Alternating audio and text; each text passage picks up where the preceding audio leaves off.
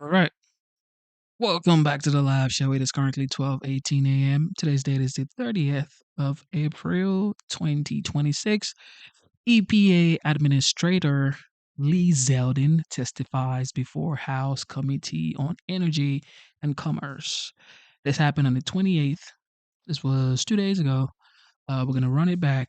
It is about 2 hours, I would say, but it's a lot of information here that I would really want you guys to listen to, and hopefully you get to get some information from this that you can to understand what President Trump's energy and commerce update has been so far. This going on 2 years now, so let's see what Lee Zeldin has to say. Ladies and gentlemen, thank you for tuning in. Have a good time, and let's listen. I want to note for the record that I am filling in for Subcommittee Chairman Gary Palmer. Gary had a conflict arise in scheduling and was unable to attend this morning's hearing. I now recognize myself for 5 minutes. Today, we will consider President Trump's fiscal year 2027 budget request for the U.S. Environmental Protection Agency. I'm glad to welcome back Environmental Protection Agency Administrator Lee Zeldin, who I and many of us remember fondly from serving with him in the House and working with him in his capacity as administrator. Administrator, when you testified before this committee last year to discuss EPA's budget request for fiscal year 2026, I noted that you faced a difficult but important job as the EPA administrator. I believe that you've done an excellent job as administrator. The people across my district have been excited to see the direction that you and President Trump have steered the EPA under your great American comeback initiative. Thank you and President Trump for returning the EPA to its rightful role of protecting human health and cleaning up the environment, not as an anti-jobs agency. It is refreshing to see the Trump administration take a measured and thoughtful approach to regulation and enforcement, unlike under the previous administration where the agency operated as a center for pushing uncompromising ideologies. The EPA under Trump has closely followed its enabling statutes and not stretched the meaning of the law for the benefit of overzealous activists. I commend you for taking a pragmatic approach to regulatory actions that closely uphold the laws the EPA is charged with enforcing. The EPA has done great work over this past year, from cleaning up sewage spills in California to expediting Superfund site closures and to clarifying Clean Air Act guidance. You were tasked with undoing the regulatory overreach of the Biden-Harris administration and refocusing EPA's work, and I believe you're off to a good start. Also, I would like to take a moment to personally thank you and President Trump for prioritizing the rollback of blatantly anti-coal regulations that were churned out in what seemed to me to be almost a monthly basis by the Biden-Harris EPA. Under your leadership, EPA finalized a repeal of the Obama administration's 2009 so-called greenhouse gas endangerment finding under the Clean Air Act, which led to a series of costly regulations that limited consumer choices. And as I pointed out at the time that originally started coming out, I didn't understand how you could do one side of the science and not the other side of the science. There was no counterbalance. It was just one side of the story. Over the past year, the EPA has also worked to improve permitting guidance under the Clean Air Act. EPA has prioritized actions to safeguard drinking water, including proposing to require monitoring of microplastics, PFAS, and pharmaceuticals under the Safe Drinking Water Act. Administrator, you have also been successful in reining in the wasteful Green New Deal and DEI initiatives that characterized the Biden administration. For fiscal year 2027, President Trump is requesting $4.2 billion in new budget authority for the EPA. This budget proposal would provide more than $2.5 billion for EPA environmental management programs, as well as almost $750 million in grant assistance for states and tribes, more than $500 million for science and technology activities, and $290 million for Superfund site cleanup. Despite what our friends across the aisle may say, this is a significant amount of taxpayer dollars. It is important to remember the EPA received a very large $100 billion in appropriations for fiscal years 2022 through 2026 from the Infrastructure Investment and Jobs Act and the Inflation Reduction Act. Such heavy funding levels or high funding levels, over 10 times the average historical EPA appropriation, was intended to be a one-time, once-in-a-generation supplement with much of the increased funding for specific water infrastructure and cleanup programs. These appropriations were never intended to be the new normal for EPA funding. This budget request is fiscally responsible and focuses on infrastructure and distinct cleanup goals.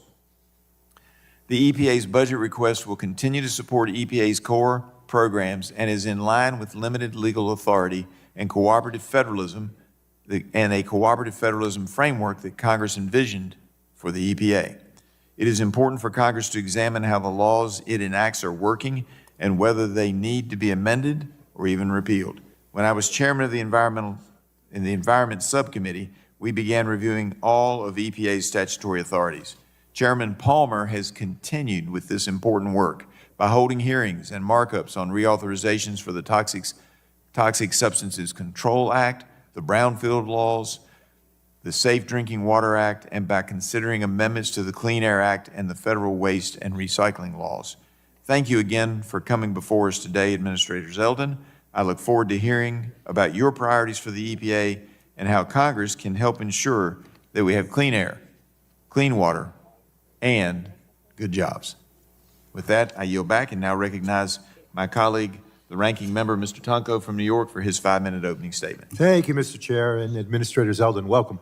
Welcome back to the subcommittee. Fiscal year 2027 budget request proposes a more than 52% cut to EPA. This includes a 91% reduction to categorical grants that states rely upon to support implementation of environmental laws. The EPA's budget claims it will empower states through cooperative federalism, but we all know what this really is. It's cost shifting, requiring states to find more revenue to carry out federal requirements at a time when costs from Medicaid, nutrition assistance, and other programs are being passed on to those state budgets.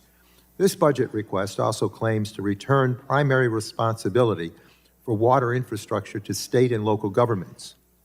And it includes a nearly 90% reduction to the state revolving funds, over $2.5 billion, which local governments rely upon to finance water system projects. This budget completely fails to recognize that the federal government is currently responsible for a whopping 4% of water systems capital and operating expenses. 96% of water utility expenses are paid for by non-federal sources, primarily customers. If the federal government further reduces its financial commitment, people inevitably will see their water bills go up, especially as systems work to reduce risks from lead, PFAS, and other public health issues. It is an understatement to say that I am concerned by the direction of the EPA, and I believe the American people are right to be concerned also.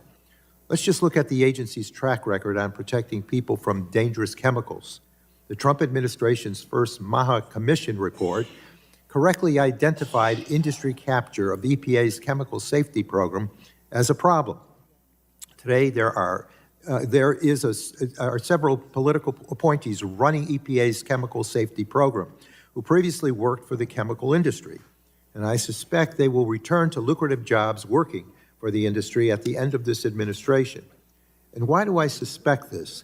Because some of these very same people also worked in the Chemical Safety Office during the first Trump administration and then went on to work on behalf of chemical manufacturers during the Biden administration.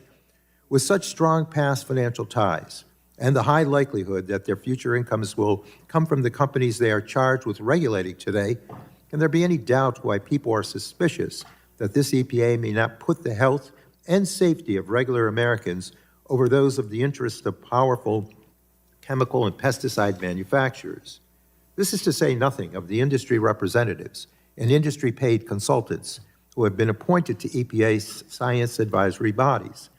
Inevitably, empowering people with such obvious and deep financial connections to regulated industries erodes public confidence in the agency's willingness to be an effective regulator. And this is a problem that can be found across program offices. Last year, Administrator Zeldin, you announced a major deregulatory agenda, despite analysis that the rules targeted for repeal were estimated to save thousands of American lives and billions of dollars each year. Time and time again, we have seen that to effectuate this agenda, EPA has needed to change its cost-benefit rules and ignore agency and independent analyses that have not agreed with the administrator's predetermined outcomes. In January, EPA announced it would stop considering the value of lives saved from putting limits on air pollution. EPA ignored its own analysis that a rollback of limits on mercury pollution threatens public health and imposes costs on Americans.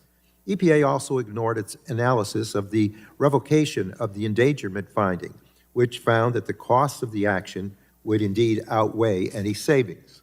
So President Trump has issued sweeping exemptions to entire industries from complying with hazardous air pollution standards, which were granted with no transparency and seemingly no analysis of how they might harm public health.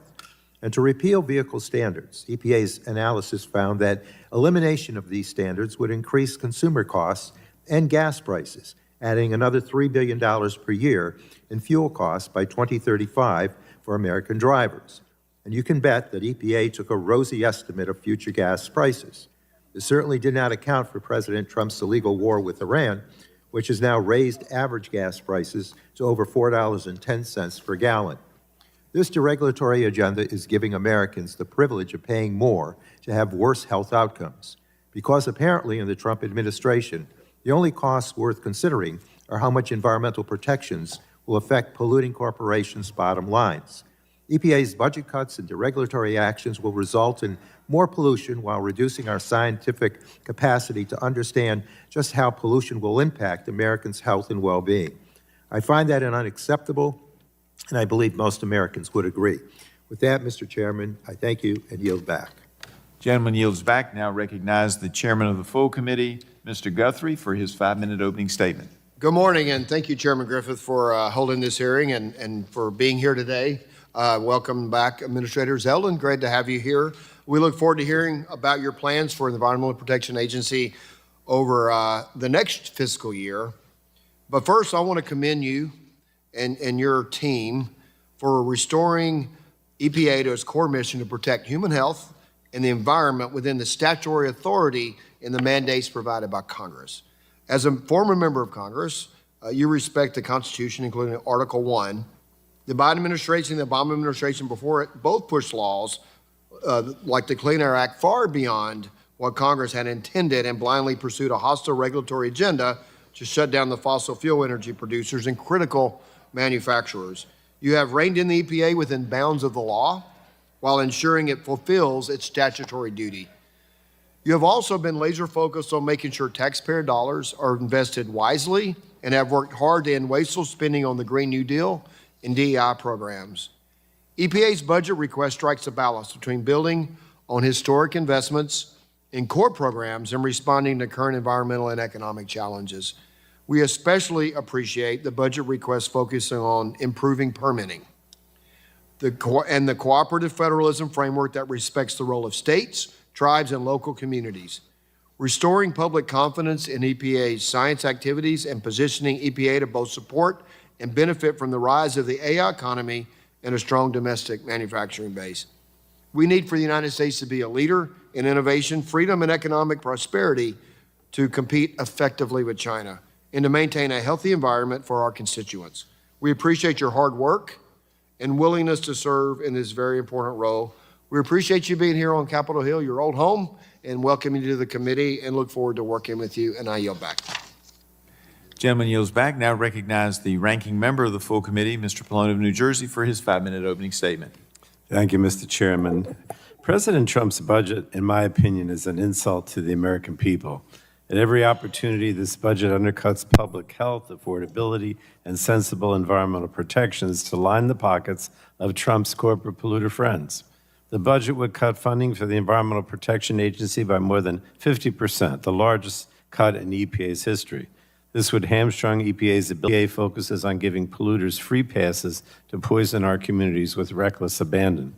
The budget also takes a sledgehammer to the clean water and the drinking water state revolving funds, which are the primary funding sources for water infrastructure projects. At a time when communities are experiencing aging infrastructure and rising water costs and are fearful of threats of contamination, these funds are critical to ensure all communities have access to safe, affordable water. And the Trump administration clearly doesn't recognize this value, especially when you consider EPA's plans to rescind and delay the historic PFAS drinking water standards that were put in place during the Biden administration to protect public health. Now, under Administrator Zeldin, the EPA is going in a dangerously wrong direction. At every turn, Administrator Zeldin has demonstrated that he is at the beck and call of special interests, providing broad exemptions and handouts to his polluter friends. He has eliminated EPA's climate and clean air work, turned his back on environmental justice communities, and looked the other way as bad actors poison communities across the United States. What is potentially most egregious is EPA's shockingly irresponsible rollback of the landmark endangerment finding, which that rollback, in my opinion, has no basis in law, science, or reality, especially in 2026. EPA is abandoning its responsibility to protect human health and the environment from the harm of air pollution, replacing it with nothing. Ensuring the climate crisis gets far worse puts the health of Americans in jeopardy. It'll result in even higher food and electricity than we're also seeing due to the Republican affordability crisis. And it'll put homeownership even further out of reach as unchecked pollution wreaks havoc on property values, insurance rates, and jobs. It will also cause cascading consequences across all sectors of our economy. And at a time when Trump's reckless war of choice with Iran has already caused gas prices to skyrocket, EPA eliminated all clean vehicle standards and incentives, increasing costs on families and businesses when they can least afford it, a fact that EPA conveniently ignores. Simultaneously, the Zeldin EPA has slashed critical protections by leaving radioactive coal ash in unlined ponds in communities, reversing limits on cancer-causing ethylene oxide pollution in cities, and allowing the chemical industry to burn plastic. From the agency tasked with protecting our public health and safety, these rollbacks cater to the whims of polluting interests while American communities pay the price. And finally, the effectiveness of the agency hinges on EPA having the career staff necessary to fulfill its mission. They are the backbone of the agency. Yet Administrator Zeldin's actions to indiscriminately fire hundreds of employees and retaliate against those who raise concerns about the mismanagement of EPA show a blatant disregard for the critical work career staff conduct on behalf of the American people every day.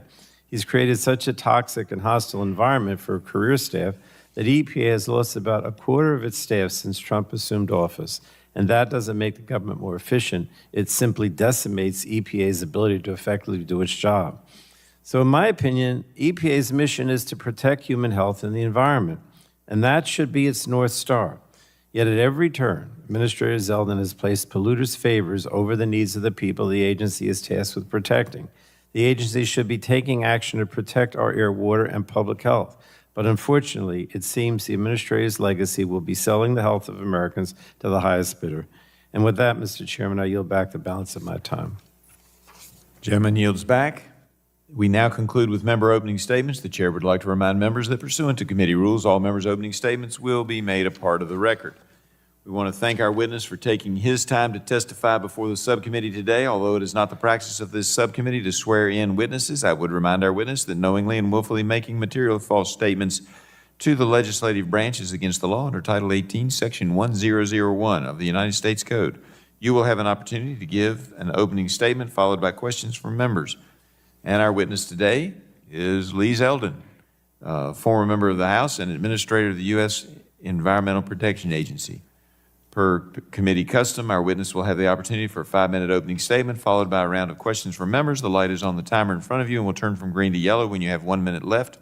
I now recognize you, Administrator Zeldin, for your 5-minute opening statement. Well, thank you, Chairman Griffith, Ranking Member Tonko, Chairman Guthrie, Ranking Member Pallone, members of the committee. I appreciate the opportunity to appear before you today to discuss the President's fiscal year 27 budget request for the U.S. Environmental Protection Agency. From day one, I've made it clear that we are going to fix the mess that we inherited and reaffirm our commitment to cooperative federalism, understanding that the best solutions are found outside of Washington. Last year, EPA political and career leadership worked to reorganize the agency workforce to better support EPA's mission, fulfill statutory obligations, protect human health and the environment, and power the great American comeback. This past January, at the one-year mark of President Trump's term in office, I announced 500 top environmental wins from during that first year. These actions directly advance our agency's core mission. EPA environmental accomplishments these past 15 months include the signing of the historic agreement with the Mexican government to end the decades-long Tijuana River sewage crisis. Highlights also include responding to the Potomac River interceptor collapse, accelerated enforcement efforts to stop foreigners from profiting off sending poisons and pollution to the United States, and unlocking billions of dollars in funding to reduce lead in drinking water. Our commitment to gold standard science at EPA guided our decision to bolster scientists in our national program offices and establish the Office of Applied Science and Environmental Solutions. We inherited a backlog of chemicals and pesticides from the Biden administration. The Office of Chemical Safety and Pollution Prevention has worked tirelessly to bring down this backlog while keeping pace with new incoming reviews. With the addition of new technologies and scientists, our team of dedicated career and political staff has made tremendous strides. At the same time, I announced last March the largest deregulatory action in our nation's history. This announcement consisted of 31 actions to apply common sense, unleash U.S. energy dominance, and strengthen the American economy. In February of this year, we proudly announced the elimination of the 2009 endangerment finding. This has been the source of 16 years of consumer choice restrictions and trillions of dollars in regulatory costs for Americans. The Trump EPA believes growing our economy, bringing down costs, and protecting the environment is all achievable, and we are proving it every day. President Trump is committed to rebuilding baseload power, including coal, which is vital to our national security and to the wallets of tax-paying Americans. The Biden EPA tried hard to strangulate coal out of existence, and we are urgently reversing that damage. Meanwhile, I fulfilled a commitment that I made during my confirmation to visit all 50 states as EPA administrator, and I completed that effort in just 9.5 months. I heard from many of your constituents about the hardships burdensome regulations cause. Faithfully abiding by the Supreme Court's decision in Sackett, we are working to finalize a clear, durable waters of the United States rule.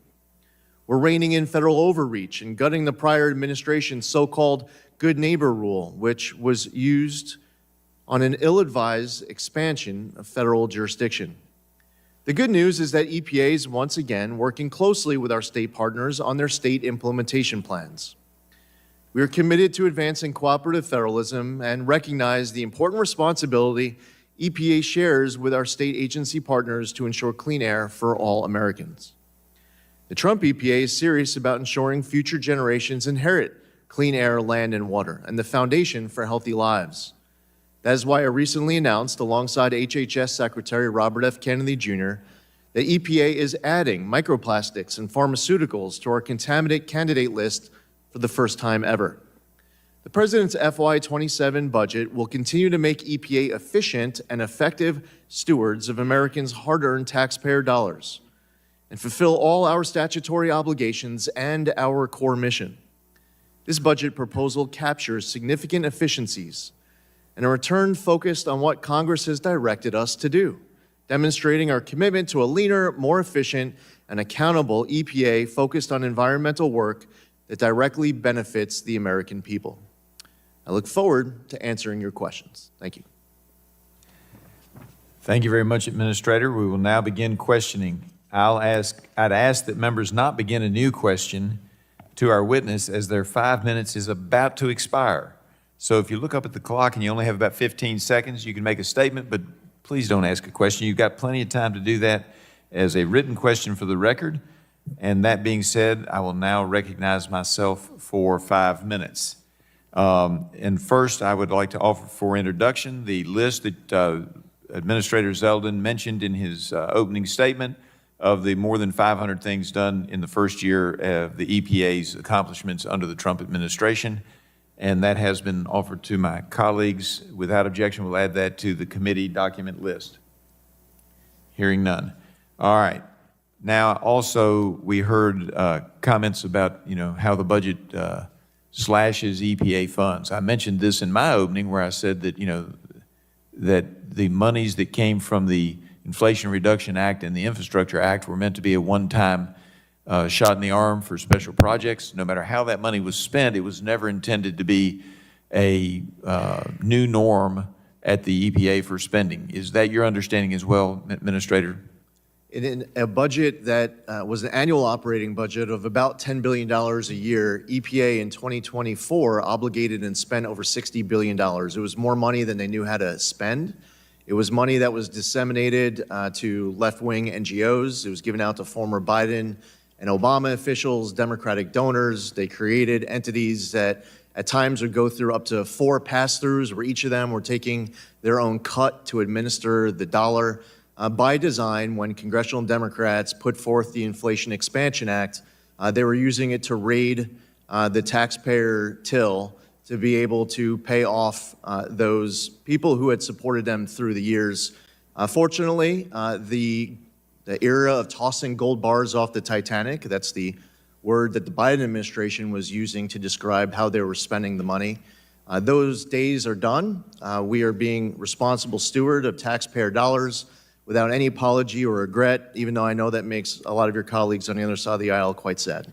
And you feel that the budget request from the administration is one that's appropriate for the EPA to be able to get its core functions done, is that correct? Not only will we be able to fulfill all of our statutory obligations, we will be able to do more with less. We inherited backlogs of over 14,000 pesticide reviews, 500 new chemicals, 175 small refinery exemptions, blown deadlines on setting numbers for renewable volume obligations, hundreds of state implementation plans. The core statutory obligations set by this body were ignored by our predecessors. And guess what? All of those backlogs are either eliminated or greatly reduced since we came in, doing more with less. Wild concept. Congratulations. All right, let me move to some stuff important to my district. Under the Biden EPA, the coal ash rule was one size fits all in its approach and unfortunately had the effect of discouraging beneficial reuse of coal combustion residuals in concrete and drywall. Why should the encapsulation and recycling of coal ash be encouraged?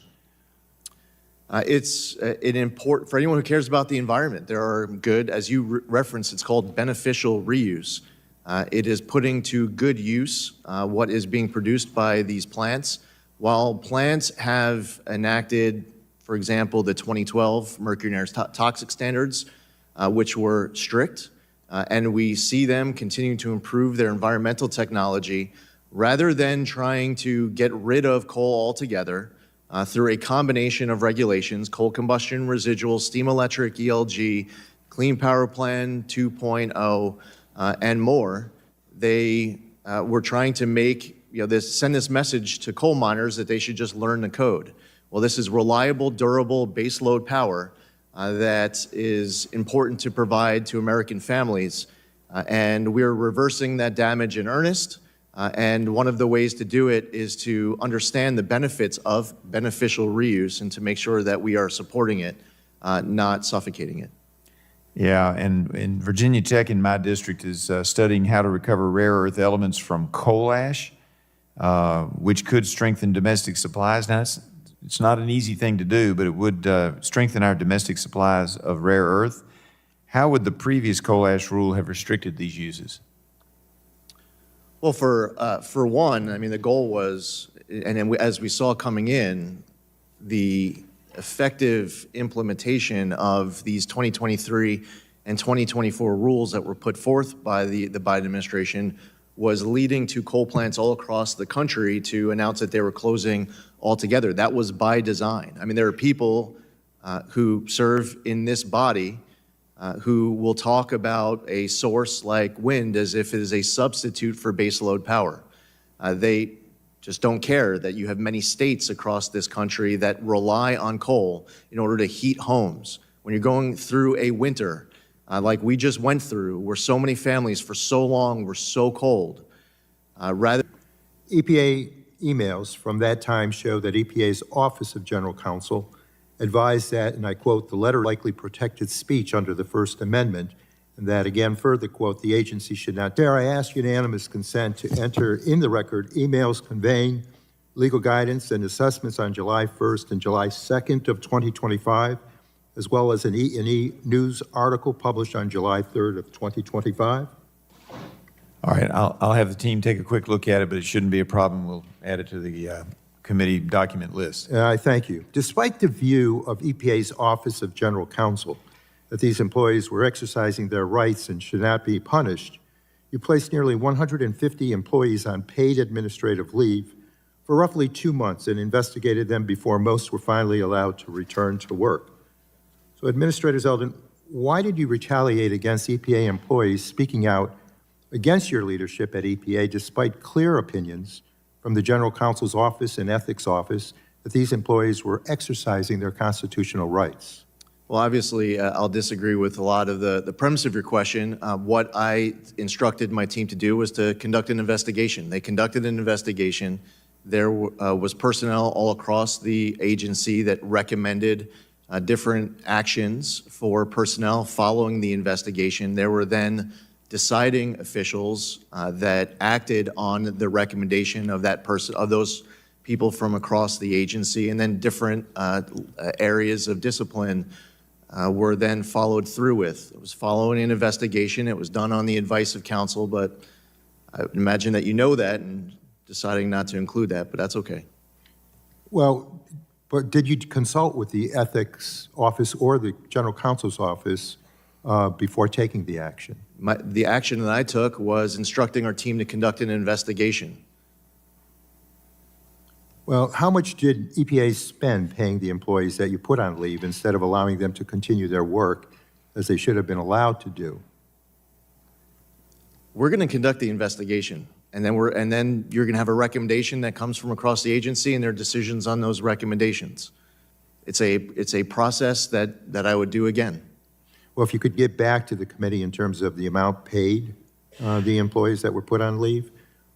Not only did you violate the law and the rights of these employees, you wasted taxpayer dollars and deprived the public of the work of these employees. Now, with the TSCA program, the new chemicals program, there's a significant backlog of chemicals under review. I know you said that you inherited this backlog from the Biden administration. The Biden administration would say they inherited it from the first Trump administration.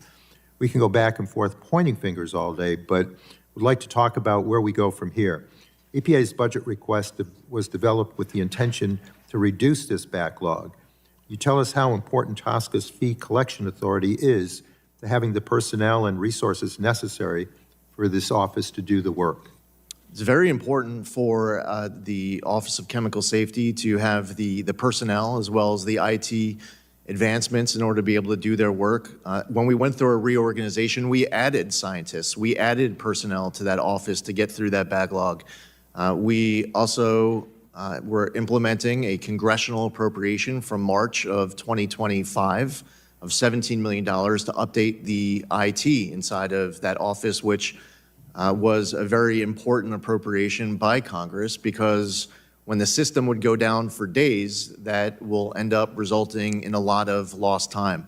Congress obviously faces decisions to make between now and the end of September as it relates to an expiring fee. As far as what we're doing inside of the Office of Chemical Safety, it's been to increase bandwidth since the moment that we have come in, both with scientists, personnel, and IT. Reclaiming my time, I have other questions on timeline and transparency that I'll get via the subcommittee to your office. And with that, I thank you, Mr. Chair, and yield back. Thank you, sir. Gentleman yields back. Now recognize the chairman of the full committee, the gentleman from Kentucky. Thank you, Mr. Chairman. Thanks for being here, Administrator Zeldin. And I think when you first came to Congress, we connected because I went to college in New York. I remember talking about Long Island. I went to not on Long Island, but downriver at West Point for Mr. Tonko just a little bit. And when I was there, the Hudson River was polluted. It was being cleaned up. First time I ever remember, I guess, knowing of Robert Kennedy Jr., other than his father, this famous name is cleaning up the Hudson River. And so I ask these questions to know that we should never be in that situation ever again. But I know we have AI coming. We have a surge in need of energy. So can you discuss how reforms, now we're not changing the standard of the Clean Air Act, how we implement it. So can you discuss how reforms of the Clean Air Act and the Toxic Substance Control Act will help the United States support advanced manufacturing of domestic energy?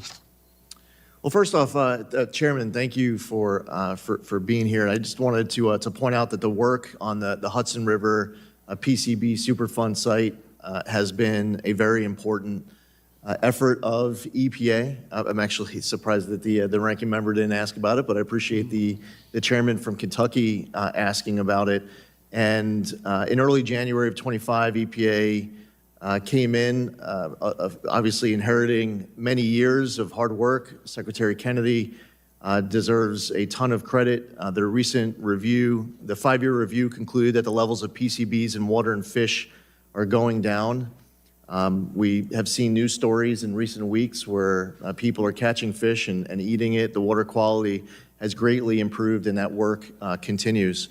But as far as priorities of yours under the Clean Air Act, where do you want me to start? Well, we want a situation that's nothing like that. But what do you think we need to do so we can get the permitting done quicker? Not changing any standards, get the permitting done quicker so we can compete with China. So I know Congress is considering a number of different actions and looking at modernizing the Clean Air Act, Clean Water Act, Endangered Species Act, the NEPA.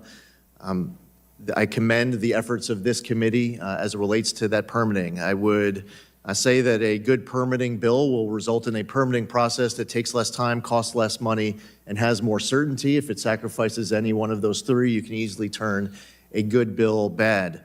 We, through the White House Council of Environmental Quality, have a list of recommendations as it relates to each of these laws I cited. EPA has additional ideas on top of that. I believe that we have provided that list. We can provide that again to any members of your caucus who are asking for it and involved in this process.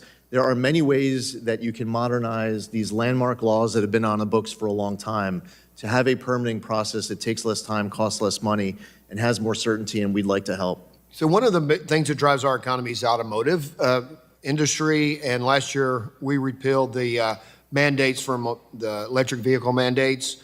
Also, you repealed, can you explain, I'll just ask you this straight up, can you explain how the repeal of the endangerment finding helps consumers support, it supports manufacturers and complies with the Clean Air Act? Well, for one, it's going to result in $2,400 per new vehicle with savings. But this is a combination. As you pointed out, there are multiple actions that have been taken. Congress, through the Congressional Review Act, got rid of the electric vehicle mandate in California, and I absolutely commend those of you in this body who were leaders in that effort to make sure that that happened. We've seen an announcement from Secretary Duffy with the President in the Oval Office as a result, as it relates to CAFE standards. As it relates to 2009 endangerment finding, this was not just a decision rescinded to that customers want as opposed to those vehicles that politicians and bureaucrats demand. You end up with a market where you don't have vehicles that are created to just sit on lots like we're seeing with electric vehicles. So applying common sense, following the law, and being able to pursue these efficiencies and empowering consumer choice is a great win that Americans voted for in November 2024, and President Trump and Republicans in Congress have been delivering on. Time has expired now, yield back. Gentleman yields back. Now recognize the ranking member of the full committee, Mr. Pallone, for his 5 minutes of questioning. Thank you, Mr. Chairman. EPA's mission is to protect human health and the environment. In its 2027 budget request, EPA says the agency is, I quote, taking action to ensure cleaner, healthier air improves quality of life for all Americans, especially children, who are particularly vulnerable to air pollutants, and advances administration priorities set forth in the Make America Healthy Again initiative, unquote. So, Administrator Zeldin, yes or no, please, do you agree that it is an important part of your job to protect the health and safety of children? Absolutely. Thank you. And I agree, too. But unfortunately, in my opinion, under your leadership, EPA has taken actions that will increase our children's risk of exposure to harmful toxins. And last March, EPA set up an inbox for companies to request exemptions from critical Clean Air Act safeguards that protect Americans from pollution. And while the Trump administration provided no transparency into this process, an organization obtained some of these requests through FOIA. And the documents show that 71 coal plants in 24 states will not be required to comply with the updated mercury and air toxic standards that were set to go into effect next year. And because of this polluter giveaway, the people living near those power plants will be exposed to higher levels of mercury, arsenic, and other toxic pollution that can cause heart and lung disease, cancer, and brain damage. And children are especially vulnerable. So every single company that requested an exemption from a suite of Clean Air Act Section 112 standards, and even some facilities that didn't ask, were given a 2-year free pass to poison our air under this initiative. So let me ask you, Administrator, were the potential health impacts on those living in the communities around those facilities evaluated, particularly with regard to children? And if so, who performed those evaluations, and what risks and benefits were considered, if you will? Under the Clean Air Act, decisions on Section 112 presidential exemptions are made by the president. EPA's role was to accept the submissions and transmit them to the White House consistent with this statute. The White House has publicly posted the proclamations and annexes listing the sources that received exemptions, including actions on April 8th, July 17th, October 24th, and November 21st, Okay. So 2025. the law provides that the president can grant exemptions. That's true, but they must be based on merit. So did President Trump or someone in the White House review and evaluate each exemption request? As I pointed out, the role of EPA was to accept the submission and transmit them to the White House. You just accepted it, okay. Does allowing more mercury, arsenic, or other toxic pollution make Americans healthy, in your opinion? Fortunately, since the 2012 mercury and air toxic standards that were put into place, very strict standards that were put into place, there were substantial reductions, fortunately, because these are toxins, and reducing them is an important goal that EPA has been leading the way on. Well, look, I think that poisoning our air and water makes Americans sicker, and based on EPA's own data, facilities that were given these waivers saw the biggest jump in pollution last year. So there's no question that there was more pollution as a result of these waivers. But I think the whole process was an enormous giveaway to polluters with zero consideration for the Americans whose health will suffer. And frankly, I think it's shameful. There's more pollution even though it hadn't even gone into effect yet? Is that your position? You just stated my that the mercury position and air is that toxic I see standards in 24 didn't go into effect. my position is that I see every effort being made to increase pollution as a result of these exemptions. And I believe it's being done by the president, or you, or at least as you enabler, because of what the president tells you to do, to help polluters as giveaways to the corporations that pollute.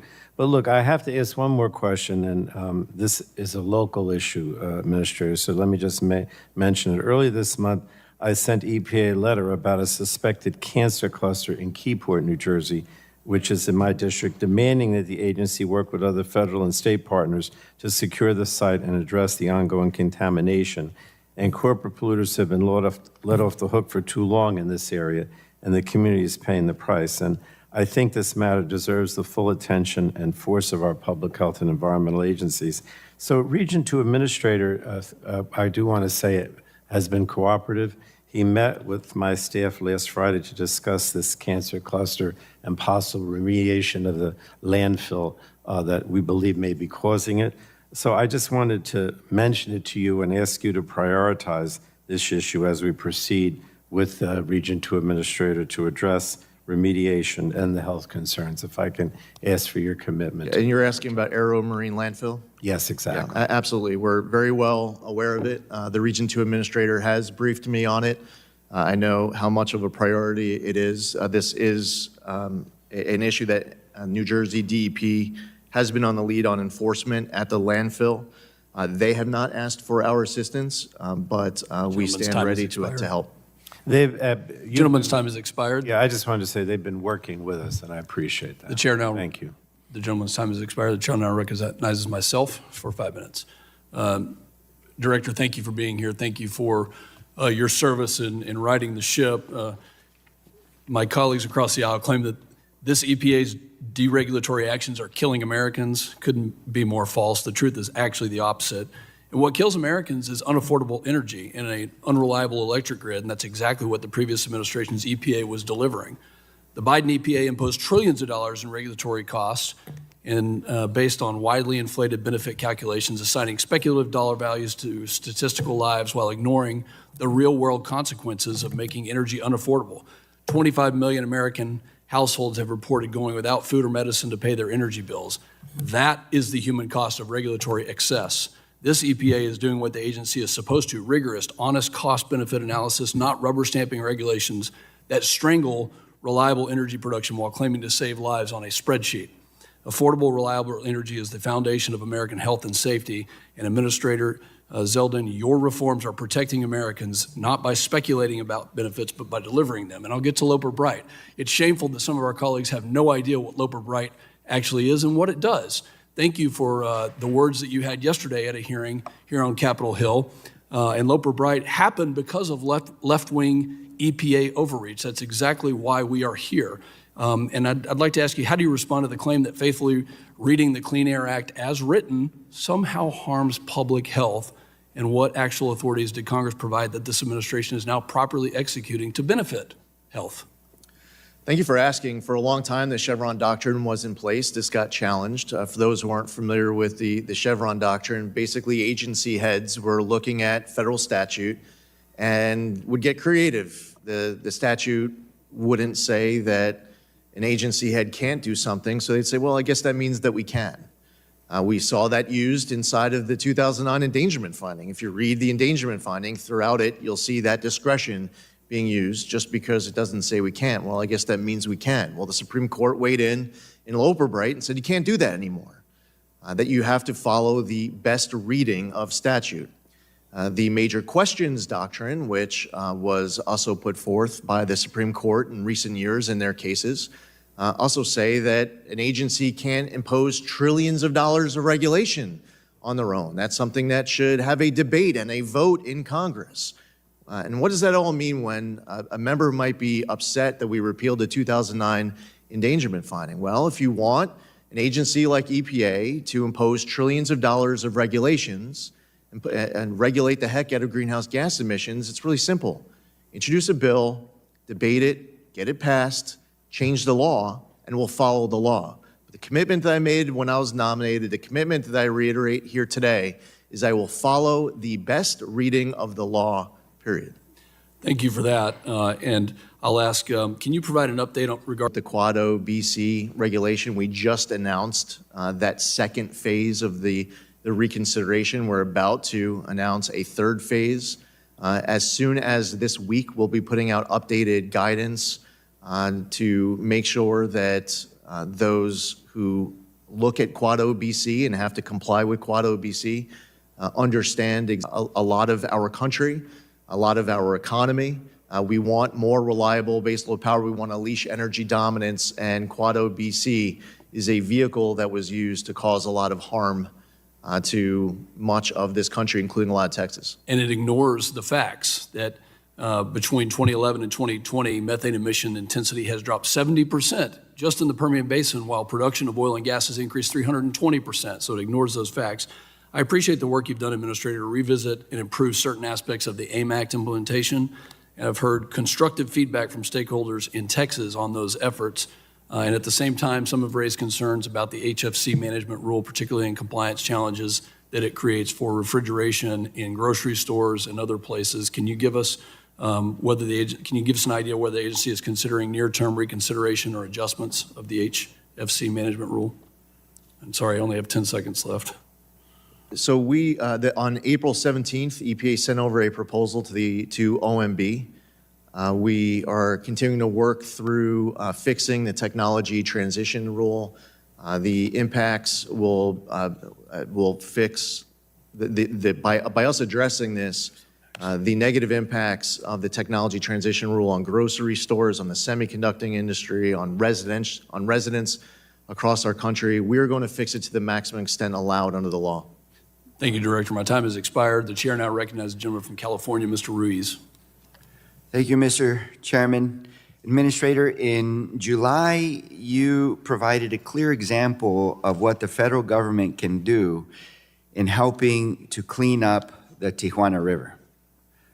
You traveled to San Diego, saw the crisis firsthand, coordinated across agencies with the International Boundary Water Commission and the State Department, and secured a binding agreement with Mexico that delivered real infrastructure upgrades, including expansion of the South Bay International Wastewater Treatment Plant. Do you consider it the responsibility for the EPA to help address these types of binational water pollutions?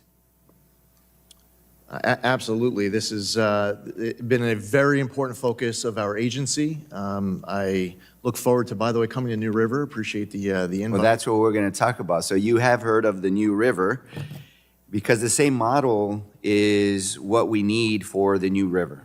I understand. The New River begins south of Mexicali, carrying raw sewage, industrial waste, pesticides, and heavy metals north across the border into Calexico. And it doesn't stop there. It continues for 60 miles through Imperial County before finally emptying into the Salton Sea, carrying everything it collected along the way. The New River is considered the most polluted waterway in North America. The New River is governed by the same 1944 Water Treaty and IBWC framework as the Tijuana River, with the same diplomatic tools available. The difference is not legal authority or technical capacity, but attention and urgency. Administrator Zeldin, the EPA under the Biden and Trump administrations have invested significantly in addressing the Tijuana River crisis, including a federal record of decision, expanded treatment capacity, and binational coordination. The New River presents a comparable, if not more severe, transboundary pollution challenge as the Tijuana River. At the Calexico crossing, for example, fecal coliform levels have reached nearly 70,000 times the federal treaty limit. Yet communities along the river, overwhelmingly low income, have not received comparable action or coordination. There has been reports by CBP agents who take shifts by the river or who have gone into the river of complaining of flu-like symptoms, blurred vision, severe headaches, rashes, open sores, and those that have fallen into the river complained of UTIs and even skin itching, just itching all over their body. Some students who live near there have been complaining of shortness of breath, some even calling 911s from the classroom. So they're asking for the same approach and same urgency that you've already used with the Tijuana River: federal leadership, interagency coordination, accountability with Mexico, and real infrastructure solutions. So in June of this year, soon, there will be the binational summary of the water characterization study, which is going to come out. Do you commit to looking at that and having that same urgency and giving your input to the coordinated organizations? I'm happy to, and I know that on May 11th, Region 9 leadership is planning a visit to meet with you and your staff. I believe that there's even discussion of a follow-up visit for the May 11th trip. So the urgency, we're not going to wait till June and wait for the report. I believe that we're coming to visit here in the next couple of weeks. That's excellent, and that's very good to hear, because from your input to the study, we're going to need an MOU, and we're going to need it quickly, and from the MOU, then we can negotiate a minute. Will you participate in this coordination to develop this minute as soon as possible?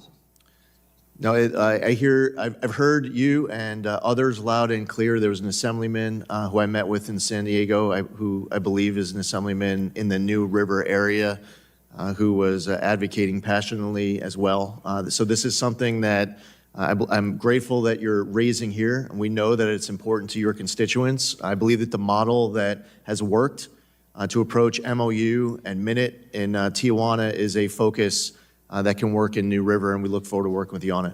Great. One last thing. As I mentioned earlier, there's been a lot of investment that helped get the Tijuana River started.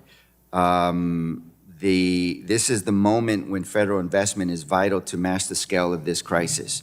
But this administration is proposing to cut the Clean Water State Revolving Fund by nearly 90%, or $2.6 billion. That's the lowest level since the Reagan era, the same era when we first vowed to clean it up. So this is exactly why the Clean Water State Revolving Fund exists, and we need to preserve it. If I may respond, I know that the time is running. Is it okay, Chairman? Okay. Yes, please. There are good examples across the country to use as it relates to the state revolving fund. I would just offer, as it relates to these cross-boundary issues, that the investment that is desperately needed is on the Mexico side. We're seeing that in Tijuana. And factoring in population growth, that was part of what we negotiated to get Mexico to commit money that was previously obligated. And while I look forward to learning more about New River, which I know is important to you as you're bringing up here, if it's anything like what we're experiencing with the situation in the San Diego area, the investment that's needed is going to be massive infrastructure investment on the Mexico side, which is why this is more international. They contributed $140 million to the Tijuana River. The U.S. contributed over $600 million. So that's the intent, is to have both countries clean up this mess. And I will have to, I appreciate the colloquy, but I do have to call it in. I will also note for the record that there are two new rivers and that we are not speaking about the beautiful, pristine, recreation driving new river that runs through North Carolina, Virginia, and West Virginia. And I now recognize the gentleman from Pennsylvania, Dr. Joyce, for his 5 minutes of questioning. Thank you, Chairman, for holding this important hearing, and to Administrator Zeldin for testifying with us today. Under your leadership, Administrator Zeldin, the EPA has returned to science-based decision-making rather than advancing ideological conclusions that ultimately put our nation's energy supply and critical supply chains at risk. Thank you. Thank you for that strong direction you have provided from the top of the agency on down. And I look forward to continuing to work with you and this committee as we look to bring America back to scientifically sound regulatory regime. In order to highlight the incredible steps that the EPA has taken in such a short period of time, I ask for unanimous consent to enter into the accounting of the EPA environmental achievements during the first year of the Trump administration that was released on January 20th, 2026 into the record. It's in the record. Thank you. Focusing now on some recent actions that have been taken by the EPA. Administrator Zeldin, what is the legal basis that the EPA relies on when requiring the reallocation of small refinery exemptions?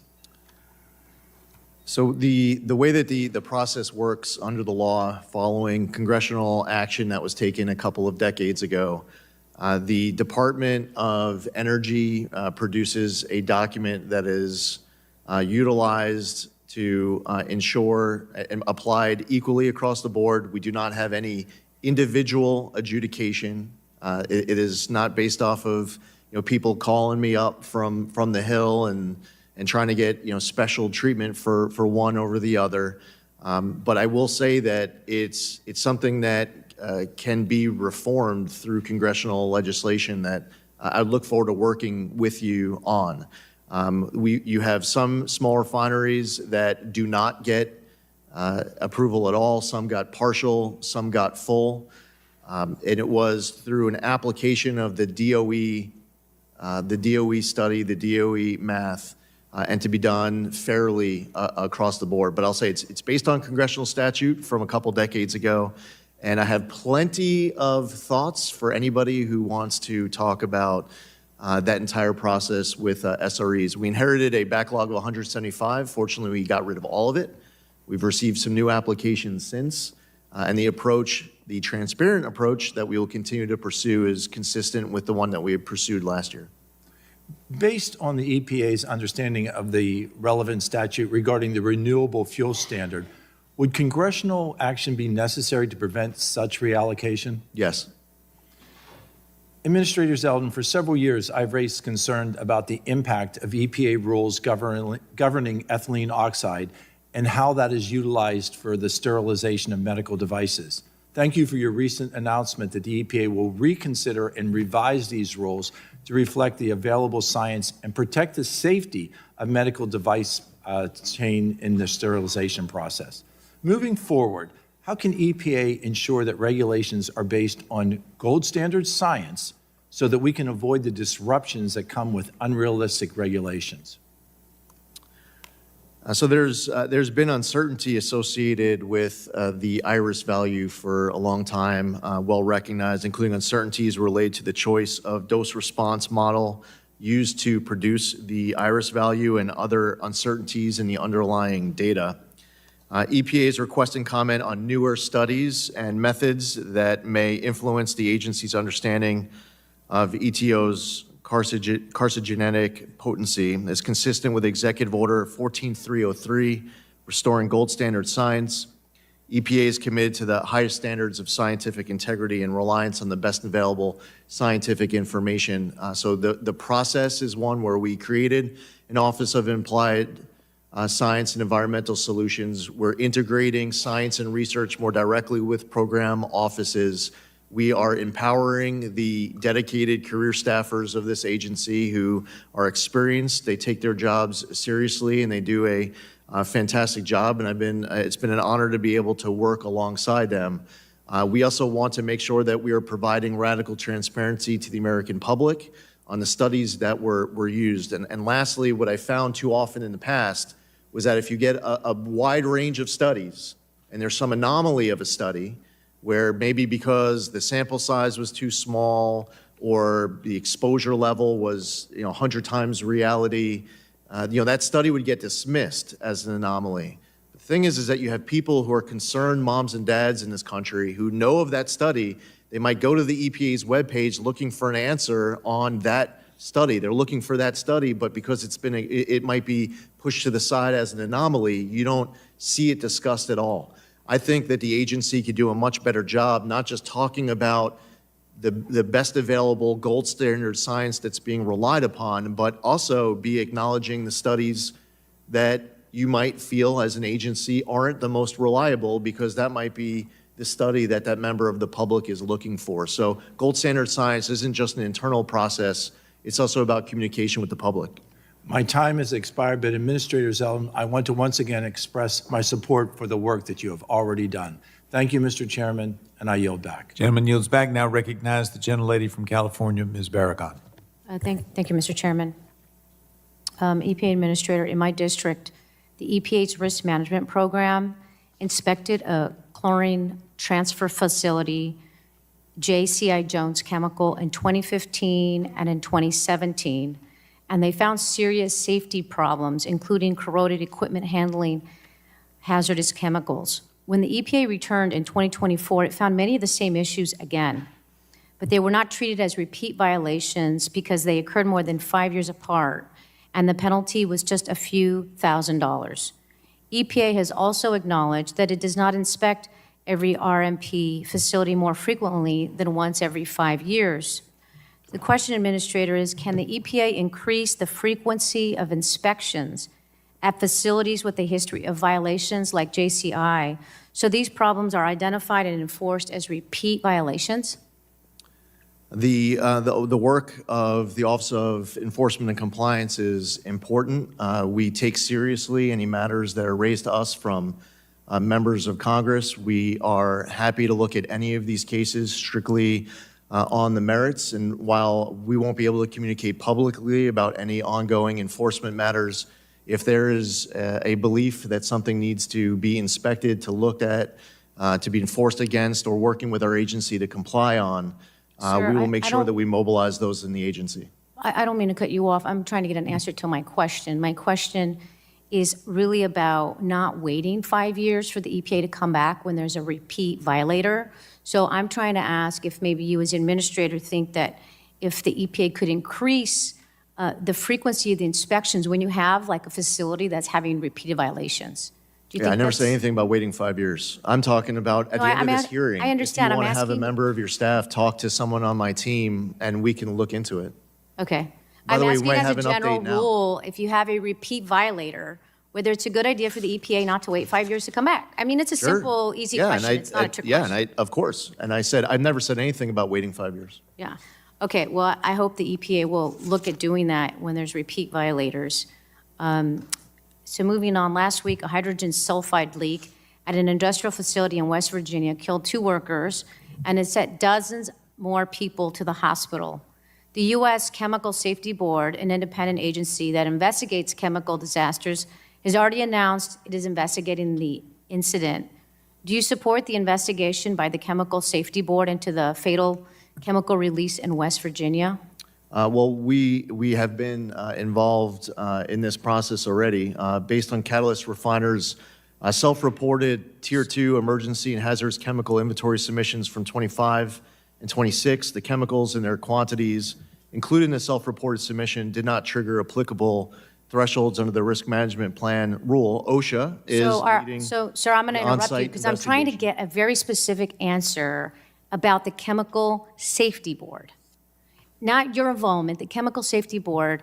They announced they're doing an investigation into the incident. I'm asking if you support the Chemical Safety Board doing an investigation. It's a yes or no. Yeah, well, if you cut me off right when I was saying that OSHA is leading the on-site investigation. EPA is coordinating with OSHA to determine whether or not the facility was complying with regulations. So you don't support the investigation by the Chemical Safety Board then? I'm not saying that at all. I'm trying to get an answer to that question. Will you, this is not that I'm telling you what hard. the process is that we're following. Okay, well, I'm asking you a question, and the question is, do you support the Chemical Safety Board investigation? Either you don't or you do. I understand OSHA's doing something. I don't understand why you would think I wouldn't support that. Well, I'm just, that's what I'm saying. So you do support it? Sure, Okay, great. I guess the problem is that that's so easy. This is not a trick question. So I thought you were maybe interested in So, what was going on beyond the grandstanding, but go ahead. You're the grandstanding. You're the one reading prepared Grandstanding. statements instead of asking questions, I'm sir. telling you the process that's going on. I'm telling Okay, you more so about what we know, and You just don't said wanna you know about it. support the Chemical Safety Board's funding. I mean, rather, the Chemical Safety Board's investigation. The president's proposal, the budget proposal, is to eliminate the Chemical Safety Board funding. Do you support that? Do you support eliminating? Every single aspect of the fiscal year 27 budget that I'm here talking about, I am supportive. So do you support the Chemical Safety Board's elimination? Every single aspect of what the president is proposing so is I'm going to reclaim my time budget because proposal. it's I am clear the in support administrator of. is just killing time instead of what he just said is contradictory. On the one hand, he supports the Chemical Safety Board investigation. On the Actually, other when you hand, cut he me off supports when I was talking eliminating. about an OSHA process the- that's going on right now. It's my time, sir. It's not your time. It's Right, not you your time. don't wanna- Even though this chairman you don't want doesn't the want to rest of the enforce story. it, I will. Everybody settle You've just down. contradicted Settle yourself, I and it's very rude. It's very rude Telling to you even the have the actual chairman, process that's going on right even now. have the chairman have the witness stop Why what don't he's you saying. care He's about the clearly actual contradicting process himself. that's going on? And he looks like a fool in doing so. Looking like And in that, you won't even stop so that I could be heard. It's not appreciated. And with that, I'm going to yield back my time. Lady yields back. And, hopefully the EPA administrator can take the smirk off his face and worry about people's health and safety. Okay, you didn't say anything about OSHA. Oh. The actual process that's going on right now. Gentleman from Ohio, Mr. Latta is recognized. for Well, this thank you time. very much, Mr. Chairman, and we really appreciate you coming back to the House. You were one of our members for a good number of years. I also want to thank you for coming to my district with the U.S. Trade Representative with the Ford plant. But one of the things I'd like to start with is on the permitting question. I chair the Energy Subcommittee, and one of the things that we've talked about in this committee, the full committee, that we have to have more energy produced in this country. Everybody admits it, we have to get there, but permitting is going to have to be one of the top things we get done. You can't mention energy unless we mention permitting. And I see that one of the goals in the EPA's fiscal year 2027 budget proposal is to advance permitting reform. And I was wondering if you'd talk about some of what the EPA has taken steps to streamline these, especially on the air permits, and how will EPA further improve the process under the proposed 2027 budget? The EPA has the power to really slow things down. EPA also has the power to speed things up. And we found many ways that the agency was working to gum up the works all across the entire country. We are involved in EIS and NEPA reviews. We work closely with states. We created an Office of State Air Partnership on not just state implementation plans, but also to work closely with these state air offices where They are taking the responsibility with air permits. We're working with local authorities on water permits. We have projects that are on Superfund sites and brownfield sites. We work with members of Congress, as all of you are working through in this committee, permitting reform legislation as it relates to modernizing the Clean Air Act and Clean Water Act and ESA, NEPA, and more. So our work is robust internally within the agency, working with states and local governments, working with all of you, and we enjoy that aspect of the work, and we want to continue to pursue more wins. Well, I appreciate that. And also, as we look about from permitting, how we can move things along also with AI. And I was just wondering, especially with the EPA and what you're all looking at with AI and working with other federal departments and agencies as we try to get these projects going, it's a lot of times a little bit faster because you can use the AI to get it done. Absolutely. There are projects breaking ground all across the country right now. You could visit data center groundbreakings that are billions of dollars, projects here in West Memphis, Arkansas. Or you could go out to Cheyenne, Wyoming, and see a new data center that's getting built, or Idaho Falls, Idaho.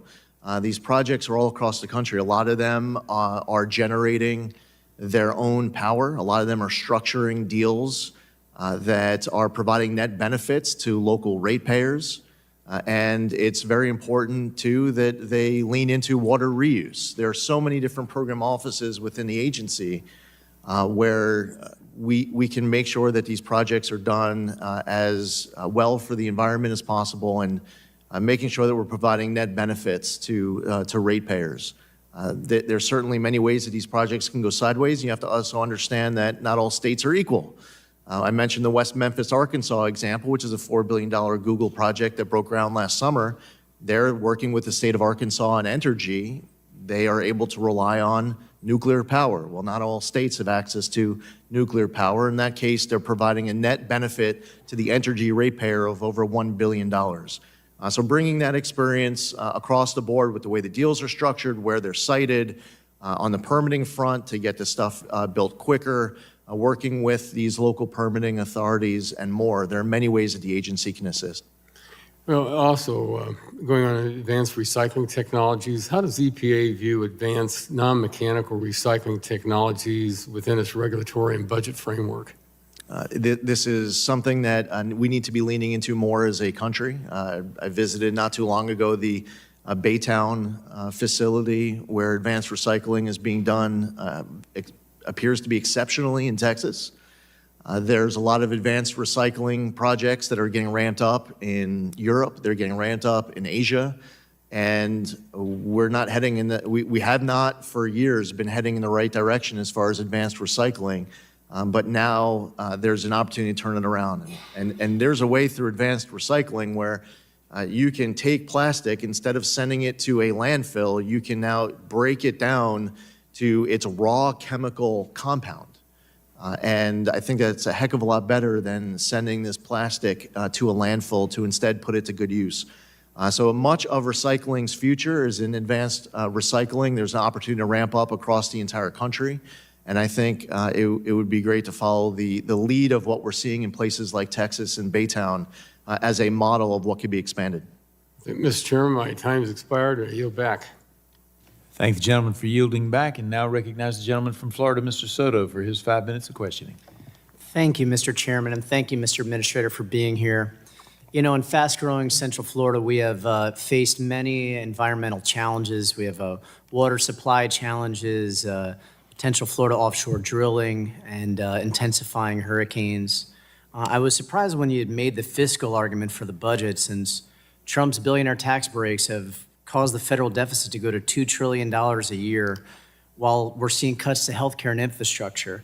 Let's just say for a moment that Congress does fund the Drinking Water State Revolving Fund, the Clean Water State Revolving Fund, and the Water Resource Development Act and WIFIA at elevated levels like we saw before in a new infrastructure law. I do want to stress that the federal government's been a key partner with Florida, and that money has been spent in a bipartisan way because we have such a fast growth. So if we were, let's say we bumped up the State Revolving Fund and others, would you have the capacity and the ability to be able to fund that to help out with some of this demand? Sure, and what we experienced last year was the bump up that Congress put in was primarily congressionally directed spending. There are also a lot of set-asides. The state revolving fund hasn't truly been a revolving fund. I'm not opining on those decisions made by members of Congress when you advocate for what you believe to be important infrastructure projects for your district. It should just be noted that when you turn a loan into a grant and give it to a recipient and you pull out of the SRF, it's not revolving anymore. But whatever Congress chooses to appropriate, it's our job to follow the law and make sure that money is spent. And Mr. Administrator, I agree with you on that the state revolving fund should actually revolve and not just turn into a grant program. That's why we also have to fund WRDA. You know from being a member of the House and standing up for Long Island that Congress has its own role to play, so I appreciate you mentioning that. There's a lot of bipartisan opposition in Florida to expanding offshore oil drilling to the Gulf. I know normally this is a Department of Interior issue, but it did go before the vote of the Endangered Species Committee, which you serve on.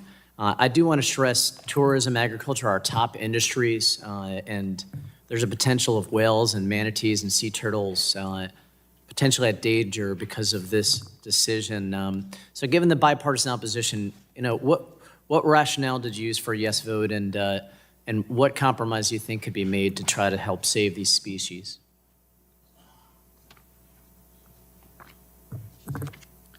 So as you know, as you referenced, there was a recent meeting of the Endangered Species Act, the Endangered Species Committee. They refer to it as the God Squad, pretty wild name, but EPA is committed to boosting American energy production and promoting economic growth by reducing regulatory burdens and prioritizing efficient permitting processes while protecting water quality. EPA is aware of ongoing litigation that's related to the order, and the agency is unable to further comment on pending litigation. Okay. Well, as you know, historically there's been oil drilling in the western part of the Gulf, but not on the eastern part. So I hope you'd keep that in mind. We have some of our U.S. senators also oppose it, as well as a lot of the delegation, because as opposed to some of these other Gulf states, Florida is definitely more of a tourism agriculture state than an energy-producing state. So I appreciate you keeping an open mind on it. Obviously, you may have to resolve that in litigation. We also get hit by a ton of hurricanes in Florida, unfortunately. Not as much more than New York back in the day, I know. And so as we look at things like the greenhouse gas endangerment finding, do you believe that greenhouse gases cause climate change, intensify hurricanes, and it's just not the EPA's role to be involved in it, or do you not believe in that causality? You said as it relates to the 2009 endangerment finding, the decision to repeal the 2009 endangerment finding and all the greenhouse gas emission standards on light, medium, and heavy-duty vehicles that followed was based on a review of Section 202 of the Clean Air Act. It was a legal decision that was made. I understand, but is it your personal belief that greenhouse gases do still cause some kind of climate change and can affect weather? The climate has always been changing. I've acknowledged that as real. The hoax, of course, to it is when you have members of Congress who say that the world's about to end in 12 years, and here we are 4 years and 9 months away from that date, and I'm pretty confident the world isn't about to end. Well, Mr. Administrator, I hope you'd keep in mind, especially EPA's role in resiliency to help a lot of these coastal communities and central communities like I have that certainly would appreciate those dollars should we fund them. Thanks, and I yield back. Gentleman yields back. Now recognize the gentleman from Georgia, Mr. Carter, for his 5 minutes of questions. Administrator Zeldin, thank you for being here and appreciate all your work in trying to bring about common sense and workability in the way that the EPA approaches the regulatory agenda. That's something that we've worked on this committee for many years and will continue to work on. It's so very important. One of the regulations that's been devastating for our nation and for the growth of our nation in manufacturing has been the unworkable PM 2.5 standard, the particulate matter. As you know, the Biden administration made some significant changes to this, and it's caused a lot of businesses not to be able to locate in areas that they'd like to locate in, and it's something that we're trying to address here in this committee. This made it more difficult to create jobs, to build cutting-edge factories, and to lead the world in development of new products that we know that we need to be doing, that we need to do. Can you provide us with an update on where the agency stands to revisit and revise this rule? The Trump administration is no longer defending the unlawful 2024 Biden PM 2.4 NAAQS rule. This was a necessary decision that we made because the previous administration's actions were discretionary and didn't align with the statutory obligations of the Clean Air Act. EPA is remaining hopeful that the DC Circuit will soon release a decision on that. What about the NASC review process? Are y'all doing anything to ensure that any new standards allow manufacturing to thrive while protecting the environment? I mean, that's one of the most aggravating things to me in Congress is to hear the other side of the aisle say we don't care about the environment. Man, I was born and raised on the Georgia coast and lived there all my life. I love the environment. Don't tell me I don't love the environment and want to protect it. It's been important for us, one, to handle this backlog of state implementation plan requests that we inherited, to make sure that we were getting through that. That's why we created the Office of State Air Partnership as part of last year's reorganization. What we saw in the last administration was a very large rejection of state implementation plans in favor of a one-size-fits-all federal implementation plan. And furthermore, what we see is states being penalized for what have been international sources of air pollution. The state of Arizona, the state of Utah have already benefited from decisions that we made by pulling down the 179B guidance a year ago.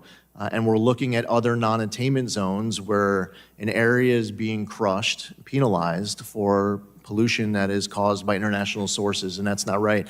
We have plenty of ideas on NAAQS reform. I know that this is something that you have plenty of ideas on as well. A number of the proposals that we know that you're advocating for, EPA has included in our list of priorities in modernizing the Clean Air Act, and we look forward to working with you further on that. And one of those that you are alluding to is the CLEAR Act that I have, and of course that'll make some statutory reforms to the NASC process and to make it more workable for manufacturers. In other words, and one example of that is to take the review from 10 years to 5 years, and to the baseline that was lowered by the Biden administration from 12 down to 9, and the impact that prescribed burns. Right now in South Georgia, we've got wildfires that we're dealing with, and the particulate matter obviously is going to be higher during those times, and we need to take into consideration those things. Would you agree that reforms like this are common sense and would help EPA to conduct a more efficient NASC process? Yes, definitely. When you combine the PM 2.5 level with the exceptional events rulemaking, with the regional haze rulemaking, you have Western governors who have reached out to me, by the way, on both sides of the aisle, concerned that they are unable to do prescribed burns because they're worried that they're going to put a community into a non-attainment issue, that they will not be able to meet federal standards and they're going to be penalized because of it. And we do not believe that the best reading of the Clean Air Act, by the best reading of statute put forth by this committee, is calling on the agency to be putting these Western governors in a situation where they just have to allow their communities to burn down.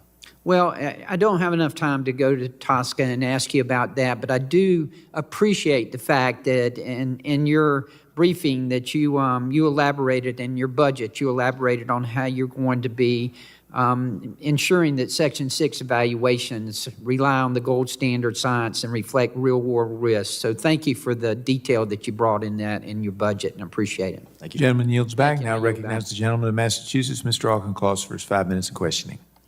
Good morning, Administrator. Thanks for being here. When you were here last year, you and I spoke about PFAS contamination. I represent Massachusetts. You formerly represented New York. It's a problem in both states, yes? Oh, absolutely.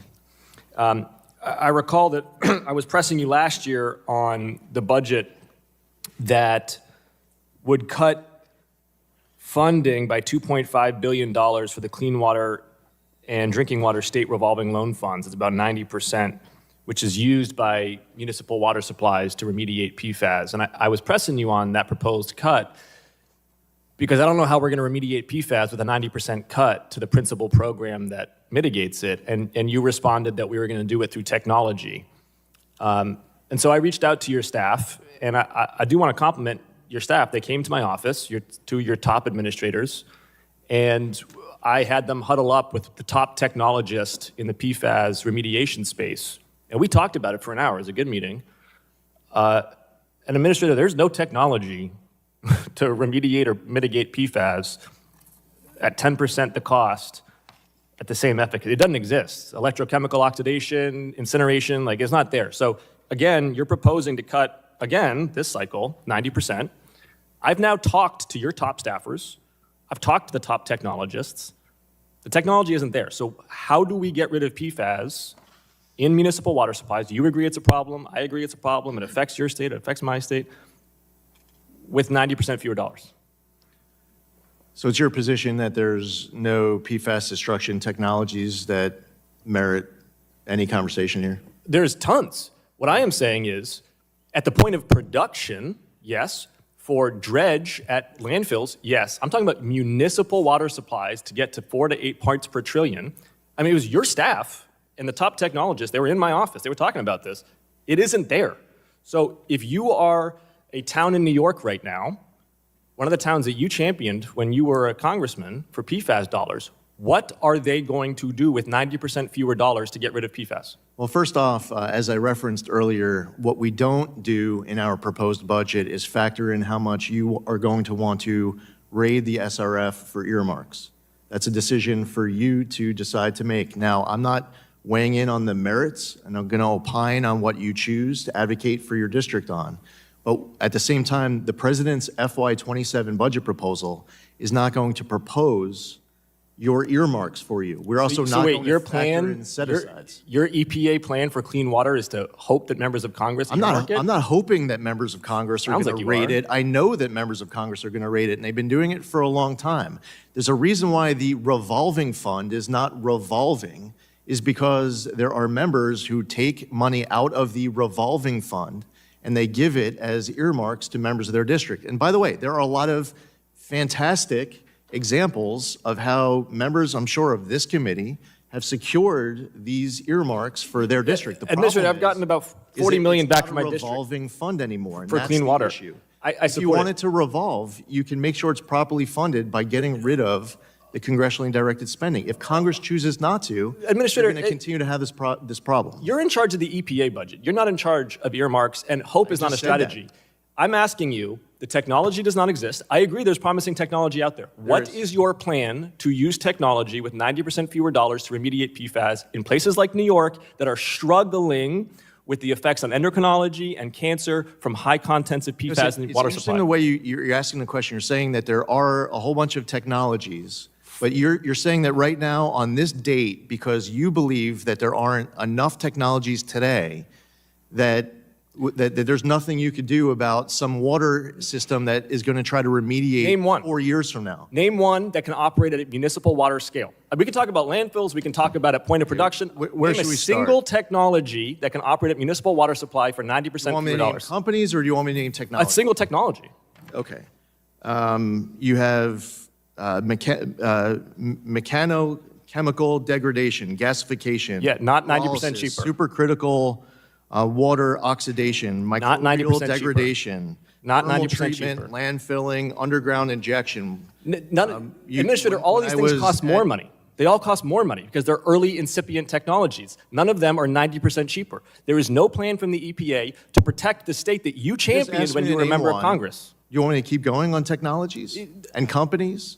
They're all, by the way, they're leaning into research and development on top of it. So you have a compliance date that is years from now on PFOA and How are they PFOS. doing that when you got rid of the Office of Research and Development? Go ahead. And what happened next? We stood up a Office of Applied Science and Environmental Solutions. We added scientists in charge inside of all sorts of program offices across the agency to integrate their research. You haven't directly given with a the single office. solution to cities and towns in New York Claros Technologies, to deal Vector with Water, PFAS. Clean Earth, Viola in North America. I yield back, Chairman. Visits to Clean Harbors or Fort Gentleman yields Richardson back. or research inside a Research Triangle Park. Do you want Are you going to control this, Gentleman Chairman? yields back. I appreciate it.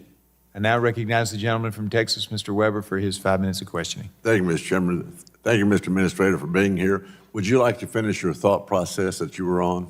Sure. I mean, for example, thank you, Congressman. When I had a visit to Richardson in Alaska, there was a company that had a project for 6,000 tons of contaminated soil at Richardson. Alaska has an issue that contaminated soil has to get sent to the lower 48, that they can't fix it on spot. So they give a small project of 6,000 contaminated tons of soil to a local company to utilize Prototype Zero to work on their prototype in cleaning up these 6,000 tons of contaminated soil to get the prototype improved so that it's now economical to be able to scale up their technology so that they can then get a contract for maybe 600,000 tons of contaminated soil. Does that mean that at that moment that I was visiting Fort Richardson, that company with Prototype Zero has it all figured out to be able to clean up 600,000 tons of contaminated soil? Not yet. But you know what?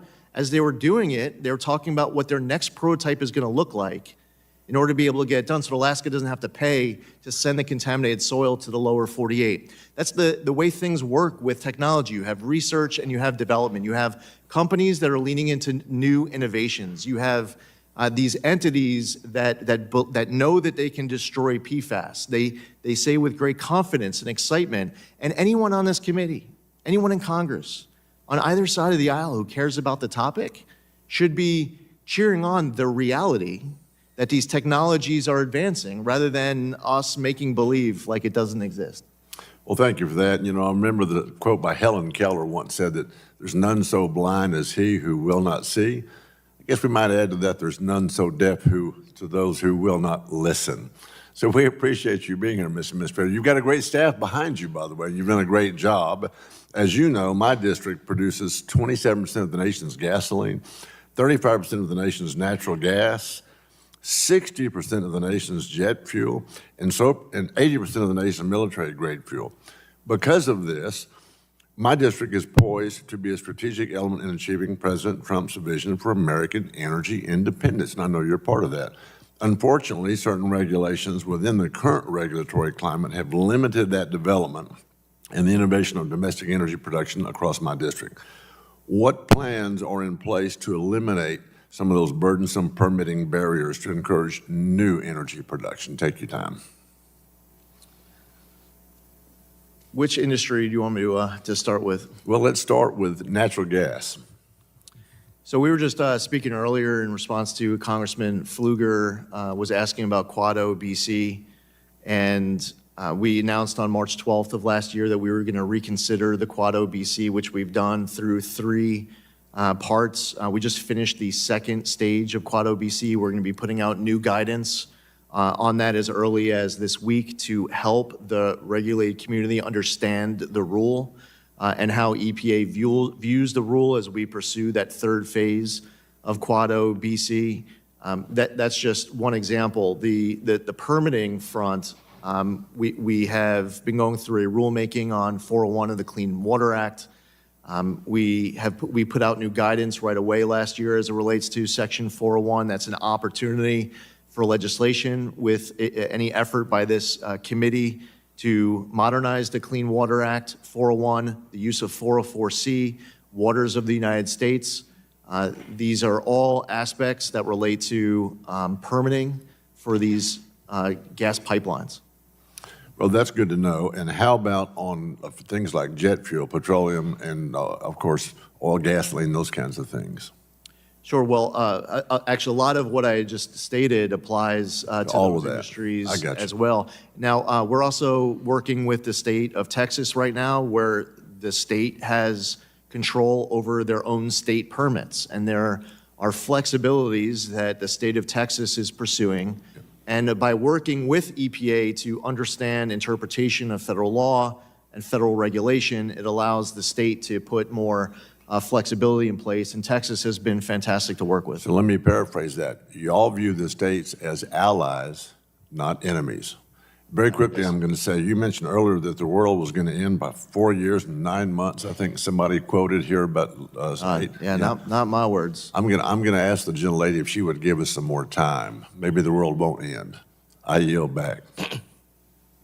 Gentleman yields back. Now recognize Mr. Carter of Louisiana for his 5 minutes of questions. Thank you, Mr. Chairman, and thank you, Mr. Administrator, for being here. The EPA, under the current administration, has abdicated its core mission to protect public health and the environment, dropping enforcement actions, gutting grants, and sidelining science.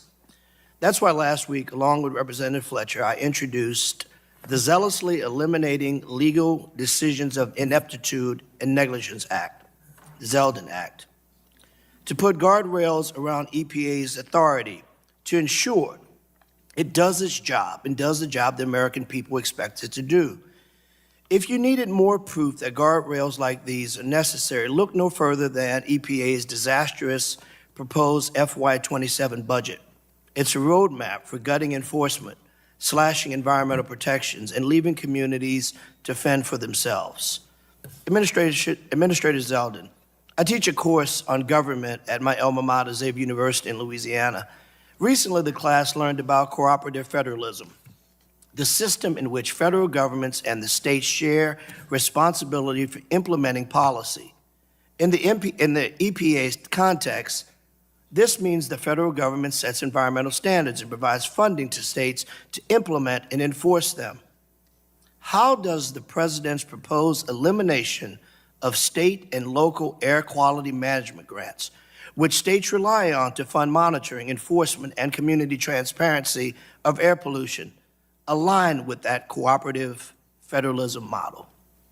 We are in a situation where we inherited an agency where money was being lit on fire. I was asked to make a pledge when I was going through my confirmation process that we would find out what the Biden EPA was referring to when they said that they were tossing gold bars off the Titanic, trying to get billions of dollars out the door before I've got just 3 minutes. Can I just ask you yes or no? Do you agree with the President's proposal to eliminate that grant program in its entirety?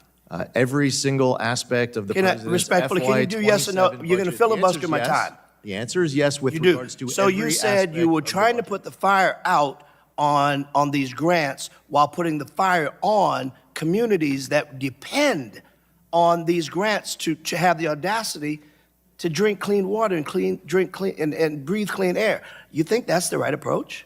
Congress has a deliberative process where you all can decide how you want to spend this money. The president has a responsibility to come in with a little more fiscal responsibility than okay, you. let me, I reclaim my time. As we've discussed, states partially rely on federal grants to implement federal environmental standards, conduct inspections, ensure compliance, and enforce them.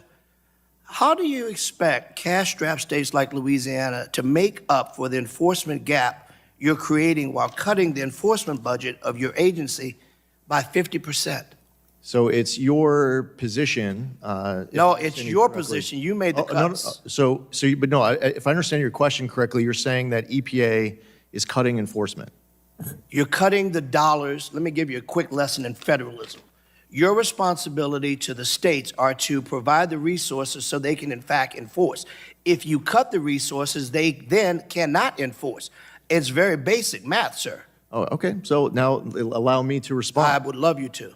In fiscal year 25, during the first year of President Trump's term in office, from January 20th of 25 to January 19th of 26, we sentenced more criminal defendants. We obtained far more in criminal fines and restitution. As a matter of fact, $57.7 million in the last year of the Biden administration, $561.9 million during the first year of the Trump administration. We obtained far more in criminal forfeiture.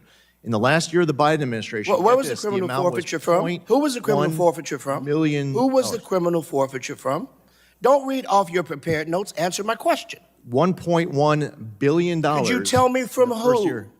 Can you tell me? Because right now you're want me reading to a have- script, and I'm asking you a question. I'm giving you the numbers. No, You're you're saying not that we're giving me the doing answer. enforcement. Sir, respectfully, could you just answer my question and abandon your script? You're the administrator of EPA. You should know this. If you cut 50% of a budget, how can they possibly enforce the way it's needed? In my home state of Louisiana, people live in communities that need fence line monitoring. Another way of wording it is you're welcome. Sir, no. Cleanup of contaminated I'm reclaiming soil. my time, Mr. Chairman. Mr. Chairman, I'm reclaiming my time. Administrator, I am not going to allow you to Sir, I'm not going to allow you to overspeak me and ignore my questions with prepared scripts. I have very specific questions that require specific answers. You've been a member of Congress before. You know better. Shame on you. I yield. Gentleman Can I yields. respond, Chairman? Briefly? The next person could give you some time. Sure. And that would be Dr. Marinette Miller Meeks of Iowa. Thank you, Mr. Chair and Administrator Zeldin. How did you know I was going to do precisely that? And you were also trying to make a statement, I think, and factual statement about grants being moved to other parts of the EPA, which would still be administered. So would you care to respond? Well, I appreciate that, Congresswoman. Thank you. So as I was saying, and I'm very proud of the work of our Enforcement and Compliance Office. Further examples of the good work during the first year of the Trump administration: cleanup of contaminated soil and water. In the first year of the Trump administration, it was 59.3 million cubic yards. Compared to the last year of the Biden administration, it was 1.99 million cubic yards. $1 billion more in the value of injunctive relief, hundreds of more civil enforcement case conclusions, a lot more pounds of illegal pesticides blocked from entering the United States, on top of the other examples that I was given previously. So, what you have is, you have members who want to grandstand, and they want to make a claim about the work of the Enforcement and Compliance Office. And what happens is when they actually meet the hard facts, the reality, and they hear the numbers, they want to cut you off and make sure that you stop reading off the numbers that disprove their false claim. But I understand that reaction when you come to a committee like this and you actually don't know what you're talking about. Most members read off scripts that are prepared for them, and most administrators do. And I remember questioning the last EPA administrator 2 years in a row with a Power Plant 2.0 rule and a tailpipe emission rule, both which reduced the generation of electricity as they increased demand of electricity, and asked if they knew how many passenger vehicles were on the road in the United States at the time. 2 years in a row, they did not know, and asked them if they knew how much power it took to power 100-mile charge for an electric vehicle. They did not know 2 years in a row. Why would you make rules and put those into place if you don't know the answer to those simple, basic questions? So I'm glad that you have the facts prepared with you. And with that, let me just thank you very much as an agriculture state for your leadership in finalizing the 2026 and 2027 RVOs with record-setting biomass diesel volumes. In Iowa, we're seeing the impact of that leadership in real time, and it underscores this administration's policy for domestic American energy production, which we know is part of the diverse mix of liquid fuels and carbon-based fuels. I'd also say that these projects are not only expanding markets for farmers, they're driving job creation and economic growth across rural communities. Your commitment to implementing the import RIN reduction beginning in 2028 is a meaningful step towards reinforcing domestic American energy production and ensuring the program works as intended. Does the EPA plan to finalize the 2028 RVOs by the November 1st statutory deadline? We immediately moved to RFS Set 3 as soon as we finished RFS Set 2. We will work as fast as we possibly can to be able to get this back on track. As you know, and I believe you referenced, we inherited a blown deadline, and on top of it, we had to also get rid of the adjudications of 175 of the small refinery exemptions. Now that we're done with RFS Set 2, we were able to remove the 175 backlog in the small refinery exemptions. We moved to RFS Set 3, which we will work to complete as fast as we can. I'd like to also submit for the record the EPA's actions on PFAS, if I may. We'll have to take a look at them, but most likely that would be yes.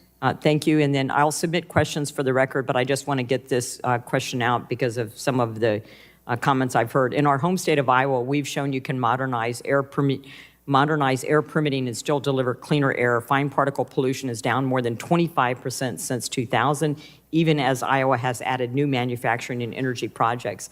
And Iowa's Easy Air online system, now in its 7th year, has processed more than 5,500 permit applications and reports, replacing paper forms with a streamlined 24/7 digital platform that uses built-in data checks and shared emission data to speed reviews. I just want to know, is this something that you would be able to talk about? You can submit in writing about the EPA utilizing to improve permitting and the environmental review process in the Integrated Environmental Strategies Program. And with that, I yield. Gentlelady yields. Now recognize the gentleman from New Jersey, Mr. Menendez, for his 5 minutes of questioning. Thank you, Chairman. Administrator Zeldin, I'm from New Jersey, you're from Long Island, and Superstorm Sandy devastated both of our communities. Just yes or no, would you agree that Sandy endangered communities in New York and New Jersey? Absolutely. I would too. And now we know that climate change worsened Sandy's impact, causing an additional $8 billion of damage from sea level rise and exposing 71,000 more people to flooding. Despite that disaster, which impacted Long Island and New Jersey, the EPA under your leadership has repealed the 2009 endangerment finding and all climate pollution standards for vehicles, undermining the foundation of the EPA's ability to mitigate greenhouse gas pollution and reduce the risk of more frequent and intense superstorms inflicted by climate change. These massive rollbacks are also happening in the midst of an affordability crisis. By the EPA's own admission, the rollbacks will actually cost American families $180 billion in net costs. Yet you still insist on misrepresenting this repeal as a good deal for the American people. So I want to highlight some of the flawed assertions. Just yes or no, when the EPA analyzed the impacts of this decision, it relied in part on the assumption that oil will cost about $47 per barrel. Is that correct? There were many different models that were used. But $47 is what I actually have it here, is the amount that was the baseline. Are you familiar with what current oil prices are per barrel? Sure. Today? Yes, today. They're higher than that. Yeah, it's actually today, U.S. gas prices hit the highest level since the beginning of Trump's war with Iran. And we know that Americans are paying for Trump's war at the pump, with average gas prices around $4 a gallon and diesel prices around $5 a gallon. Now, with the repeal of the endangerment finding and vehicle greenhouse gas standards, among other clean vehicle policies, the EPA's own analysis shows that gas prices will increase another 75 cents a gallon by 2050, adding more than $3 billion per year in fuel costs for American drivers. But I want to move on. We also know that pollution has real impacts on the health of the people that we represent, and research shows that climate change will drive $45 billion in additional health costs by 2050. Just yes or no, did the EPA fully and comprehensively account for additional healthcare costs, respiratory illnesses, hospitalizations, premature deaths associated with these rollbacks? The decision was made based on the fact that the best reading of Section 202 of the Clean Air Act, EPA does not have the authority for the 2009 endangerment fund. So it did not, right? So all these impacts to the people that because it was we a represent, legal analysis. That you used to represent, are going to see worse healthcare outcomes. And this comes on the back of last year when Republicans in the Trump administration cut $1 trillion from Medicaid and shift billions in SNAP administrative costs onto states and counties. Administrator Zeldin, I know you ran for governor of New York, so you're familiar with how state budgets work. State officials have been clear that these decisions are creating major budget shortfalls, and states are struggling. So with nearly $3.5 billion in proposed cuts to water infrastructure and categorical grants, does that mean that residents of New York should expect higher water bills or delayed projects? Which one? Well, it's interesting how you're posing the question. It's either or, right? Because you're cutting funding to energy states, prices. right? Well, you know how much energy prices are up in New Jersey? What would you do if you were governor? What would you do if you were governor, right, of New York, which you ran for? Republicans cut $1 trillion from healthcare that now states have to backfill. Now you want to cut $3.5 billion from water infrastructure.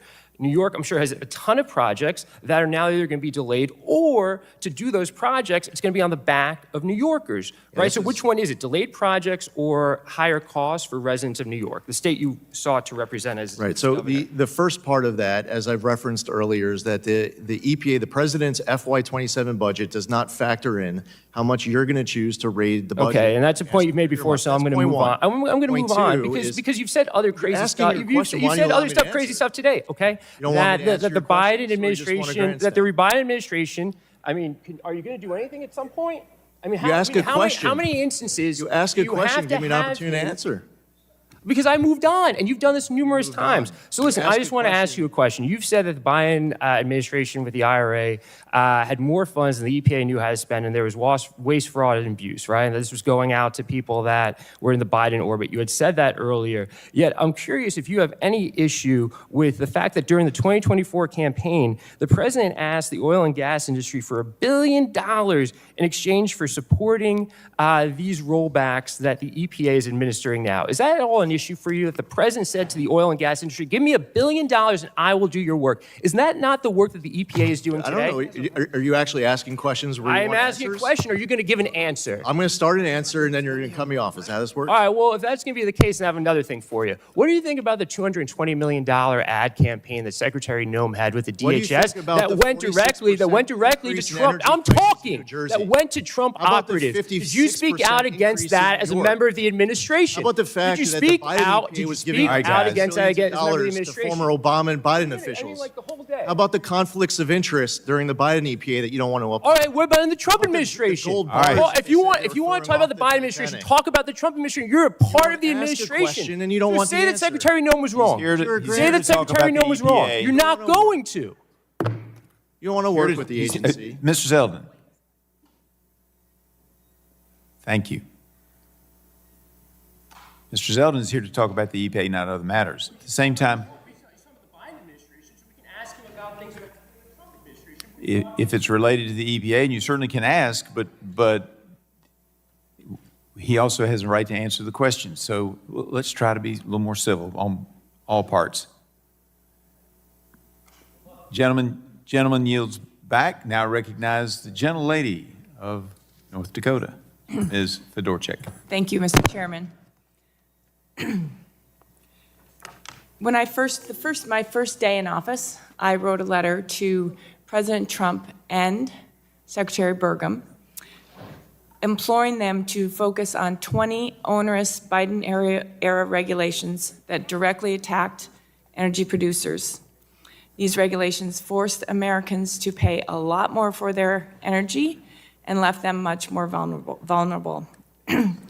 Those 20 regulations, of those 20, 17 have been repealed, withdrawn, or vacated, or are being worked on.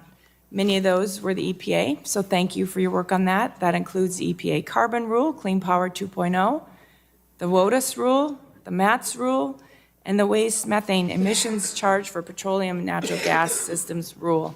You worked on all of those.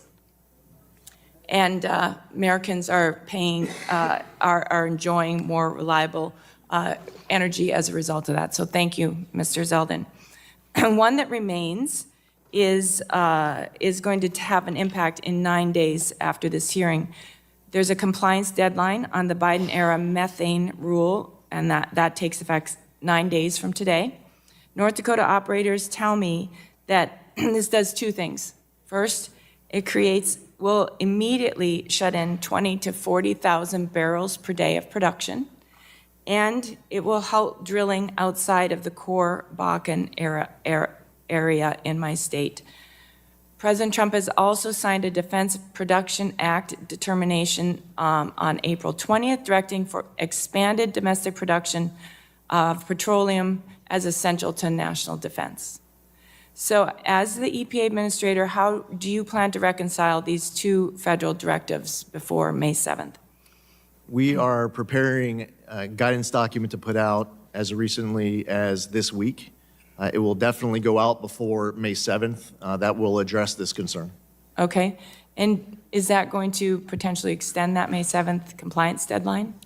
It will directly fully address the concerns that have been expressed on this issue. Okay, good. So my producers shouldn't be preparing to shut in that production? We are well aware of the issue, and we are extremely confident that the document that we'll be putting out will be assisting the regulated community in interpreting the law and regulation. Excellent. All right. Thank you, Mr. Zeldin. I'd like to turn a little bit to new source review, the new source review issue. As currently structured, new source review program penalizes facilities for trying to modernize. Representative Griffith's New Source Review Permitting Improvements Act addresses that directly, and I'm proud to sponsor that. Can you speak to how streamlining the new source review process could unlock a broader wave of investment in modernization across the energy sector and probably at the same time decrease emissions? Sure. We've received feedback over the course of the 15 months that we're in on many different ways that didn't even require new rulemaking. There are some aspects that do require new rulemaking. We put out new guidance. We, for example, established guidance that clarified what begin actual construction means.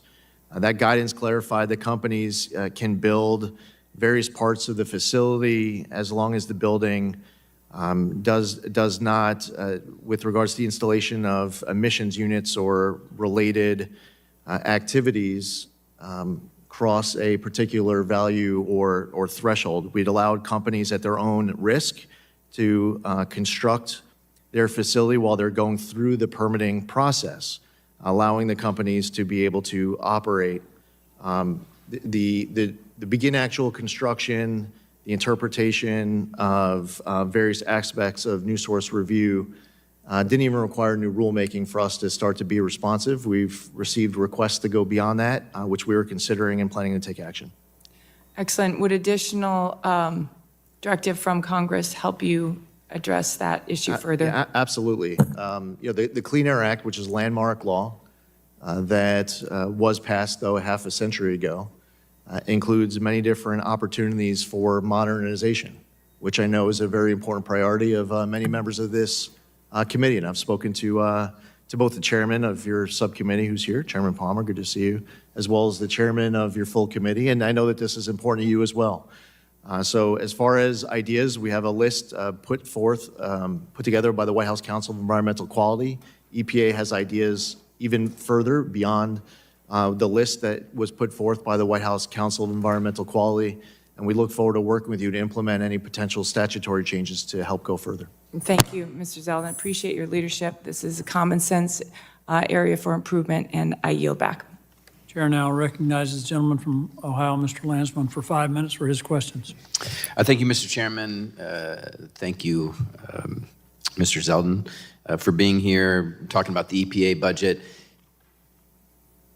Just in sort of pulling back a little bit over the course of the last 14 months, you all pushed for a massive spending bill, $4.5 trillion. Most of it went to tax cuts that overwhelmingly favored the super wealthy. You added trillions of dollars to the debt, cut healthcare by nearly $1 trillion, and now you are going to cut the EPA by 50%. You were a member of Congress. Would you have supported all of this as a member of Congress? The working families tax cut, I absolutely would have voted yes. And as I'm hearing from Americans across the country, they're really happy to get a lot more back in their tax return. And I would say that on behalf of all of those Americans who have shared that, while I can share that feedback with President Trump, I'd also say to the Republicans on this committee who voted for it, thank you for doing your part, understanding the economic concerns of Americans across this country. And you don't spend a lot of time, Mr. Mr. Zeldin, you don't spend a lot of time with people right there. That really isn't true. No one's really saying thank you for cutting their health care, for adding trillions of dollars. That shows how out of touch you are, that you believe that Americans are not happy to get more back in their tax return. No, you don't talk to folks. There's no, I visited all 50 states in my first 9 months. And people come up to you and they say, thank you. They say, thank you so much for spending trillions of dollars on the super wealthy and cutting our health care. That's what they tell you? No. They don't repeat your sound bites. And they're just desperately asking you to shift all We this appreciate money, having more money in our wallets. all this we appreciate money being back able to afford to heat our home and fill up our gas tank. It's so and have our absurd. groceries in It's our so refrigerator. absurd. Stop. That's what It's they absurd. say. It's So that's absurd. what they say. They don't repeat your They talking don't. points. They don't say that. They absolutely don't. They don't We're all say- members of They Congress. don't say that they're grateful for having more back in their tax return. No, That's they- your position. That shows how $1 trillion, out of touch and you you're are. shifting money to the states. So this is Russ Vought, right? He's the head of OMB. He sets the policy for all of you. He came to you and said, I got to cut your budget by 50%. The EPA, it's there to protect the environment and Americans. And you just say, okay, is that how it works? Like, because this is Russ Vought, who was the architect, one of the key architects of Project 2025, which was, we're going to decimate the federal government, shift the cost burden back to states, and we'll free up all this money for tax cuts for the super wealthy. And you were like, okay, that's fine. No, that is not what happened. So Russ Vought doesn't make this call? The budget that I'm here before Congress is a budget that I support, that I take responsibility for crafting. Well, I suspect he is glad to hear And you I'm sure say he's, that. Yeah. I'm sure he's happy with the budget that he crafted. But that's not true. It is true. Okay, well, you're entitled to your own version of reality, I guess. Same Go with ahead. you and how happy It's your people position are that our with agency these- didn't put this together our tax budget. plan where they're just getting demolished in terms of their health care. I want to talk about health care cuts coupled with EPA cuts. People are obviously worried about their health. Don't you agree that's a concern with the health care cuts, and now you're going to pollute more of the water and air? Actually, the feedback that I get is that people are happy that we Where's have an this agency feedback that coming from? applies I don't like. So it's America. When you actually get Yeah, out and you travel the I'll country, just- and I've been to all 50 states across this country, and when I travel, I get an opportunity to hear feedback from Americans. You who touch ground and you want us talk to people, and to they're just apply they're common running sense. up to you and they're just They want saying, us to "Thank you heed so their much for cutting the economic EPA. demands. Thank you They want so us to much both for protect the cutting our environment health and care. grow We the are so economy." glad that trillions of dollars are going to the They richest don't want us people to in this get country." rid of entire sectors of our economy through regulation. They're happy when they They're- have consumer choice. They're This is thrilled very- when this they is- know it's quite- the it's stop quite alarming. is going to get removed. That they want manufacturers. So to last build the question. car they want rather Last than the question. ones They that do. you demand. Yeah, the That's the manufacturing feedback that I hear from decimated. Americans. Yeah. All right, last question. The data centers. Talk about the analysis you've done on the pollution, water, air, noise. So what I've been doing in my travels. I mean, you have visiting so data many centers, binders. is I just that- want to know, like, is one of them the analysis work that you've done on data centers? Yeah. Can I see the binder? Which binder does want me to analysis? Yeah, which one of it does, like, I've never seen any, there's so many binders. We do a lot of work. We prepare. Yeah, I'm sure. So which one? What do you think? I They're wanted they're to. all blank? Can you? What is the analysis How about I you've just done on the answer data off the top of my head? Data centers, I've been traveling the entire country. The good thing about data centers that are being built across this country, and fortunately, we're for talking big about tech? It's massive been great for investments. big tech. It's been terrible for our communities because no one's protecting them, Go which is ask what the you're supposed to residents do. of I West yield back. Memphis, Arkansas, about the $1.1 billion benefit that they're getting as Entergy ratepayers because of the Google Center in West Memphis. The gentleman yields. Chair now recognizes the gentleman from Colorado, Mr. Evans, for 5 minutes for his questions. Mr. Zeldin, well, first, thanks to the chairman and to the ranking member for this hearing. And Administrator Zeldin, thanks so much for taking the time not only to come talk to us today, but for the times that you've come out to Colorado, where we've had roundtables with real constituents and real stakeholders in my community. So really appreciate you taking that time.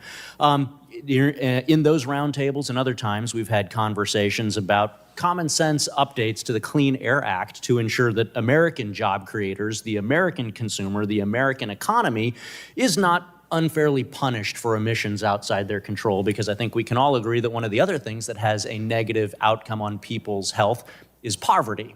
If they can't get jobs and we can't build or produce or make anything here in the United States, then people don't have money, they don't have insurance, and their health also suffers from poverty. So being able to make sure that we can update things like the Clean Air Act to not strangle the American economy is incredibly important to me. Just last week, my bipartisan bill, the Fire Act, which clarifies how emissions from wildfires and controlled burns and other exceptional events are treated in federal air quality standards, it passed the House. And we know the data. Multiple studies have shown that controlled burns significantly reduce overall emissions when compared to damaging wildfires. And so while I'm appreciative of the work that EPA has done to encourage prescribed burns through rulemaking, there's a bipartisan consensus that a statutory fix is necessary to allow states to exempt emissions from prescribed burns and take decisive action to prevent catastrophic wildfires. So, Administrator Zeldin, kind of a two-part question. Do you believe that the Fire Act will increase the use of prescribed burns in the United States? And do you agree that this bill is likely to lower overall emissions in the United States by preventing catastrophic wildfires? Yes, and by pursuing more work as it relates to modernizing the Clean Air Act, there are many opportunities. This, I know, is an important issue for you and your constituents in Colorado. We have heard from your constituents in Colorado who are very concerned about this issue, and when you add up the Biden PM 2.5 level with the exceptional events rulemaking, with the regional haze rulemaking, you're in a situation in Colorado where there's what you felt like a disincentive that you'll be penalized, punished by protecting the communities in your district, and that should never be the case. Oh, thank you for that, Administrator. And my motivation for this is because, as you've talked about, as I've talked about, as my governor, who's on the opposite side of the aisle, has talked about, 70% of the emissions in Colorado don't come from sources under Colorado's control. And one of the other consequences of being in a non-attainment area, even though over 2/3 of the emissions come from outside of our control, one of the other problems is reformulated gas. This is a mandate under the Clean Air Act. Reformulated gas costs about 40 cents more per gallon, not my data, my governor's data point, and it reduces ozone emissions by 0.1 parts per billion in terms of emissions. So, Administrator, I know that the EPA has the authority to grant a reformulated gas waiver, and this would keep my constituents from having to pay 40 cents more per gallon for a 0.1 part per billion reduction in ground level ozone. Is that something that you and your team will commit to providing serious consideration around, that RFG waiver for Colorado for summertime ozone? Yes. Thank you. Last question, Mr. Administrator. Last month, I was honored to welcome Chairman Guthrie, Chairman Palmer, several other members of the Energy and Commerce Committee to my district to tour Suncor. They run the last two small refineries in the state of Colorado. Those two refineries provide a third of the gasoline, a third of the jet fuel, half the diesel fuel in the state of Colorado. And as small refineries, they currently benefit from the Small Refinery Exception Program, which is administered through the EPA, but they are struggling under the crushing weight of state regulations in the state of Colorado. And so, do you believe that refineries operating in states with heavy exceptional state regulations like Colorado, should small refineries like that be considered for regulatory relief at the federal level to protect essential energy infrastructure from shuttering? While I can't speak to an individual small refinery exemption request, it is very important for there to be full transparency, following the law strictly. There's plenty of court cases that are going on, so honoring the decisions that are set by court and making sure that we are working closely with those applicants, including applicants that come in from Colorado, to make sure that their requests are adjudicated fairly and factoring in certain elements that you just included in your remarks.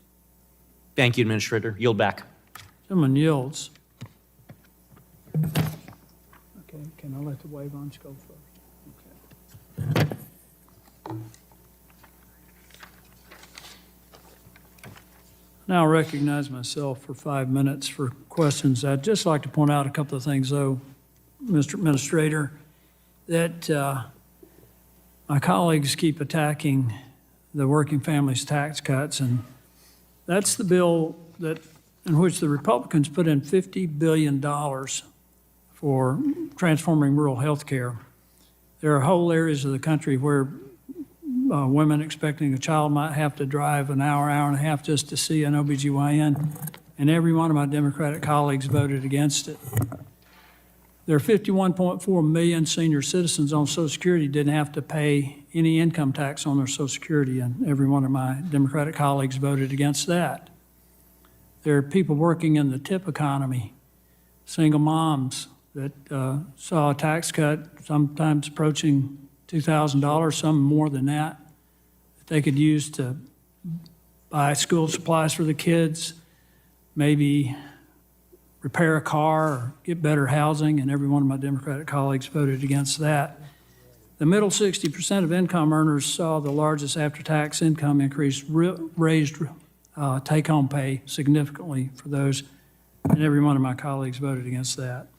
Now I want to get back to the purpose of the hearing. It's in your proposed budget, the EPA requests $1.7 million to implement the Good Samaritan Remediation of Abandoned Hard Rock Mines Act of 2024. Can you tell us a little bit more about that program?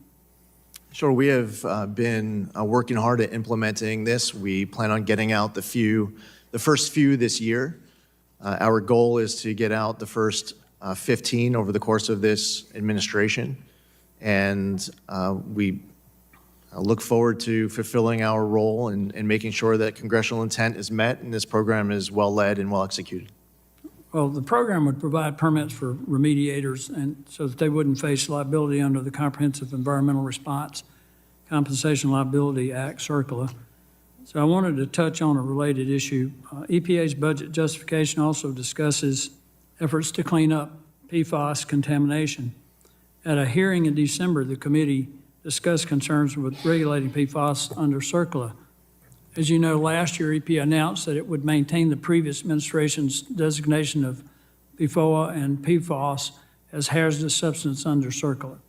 At the hearing, members heard that this designation has been problematic because, among other things, PFAS are ubiquitous in the environment and there are no federal PFAS cleanup standards.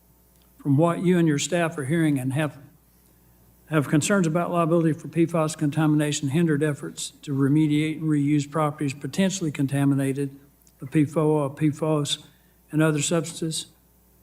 And if so, what is EPA doing to address this? Well, first off, it's important to note that the work under PFAS doesn't cleanly fit inside of RCRA or CERCLA. And this is something that I know, and from conversations with members of Congress, this is something that there are members of Congress in both chambers they're working to address.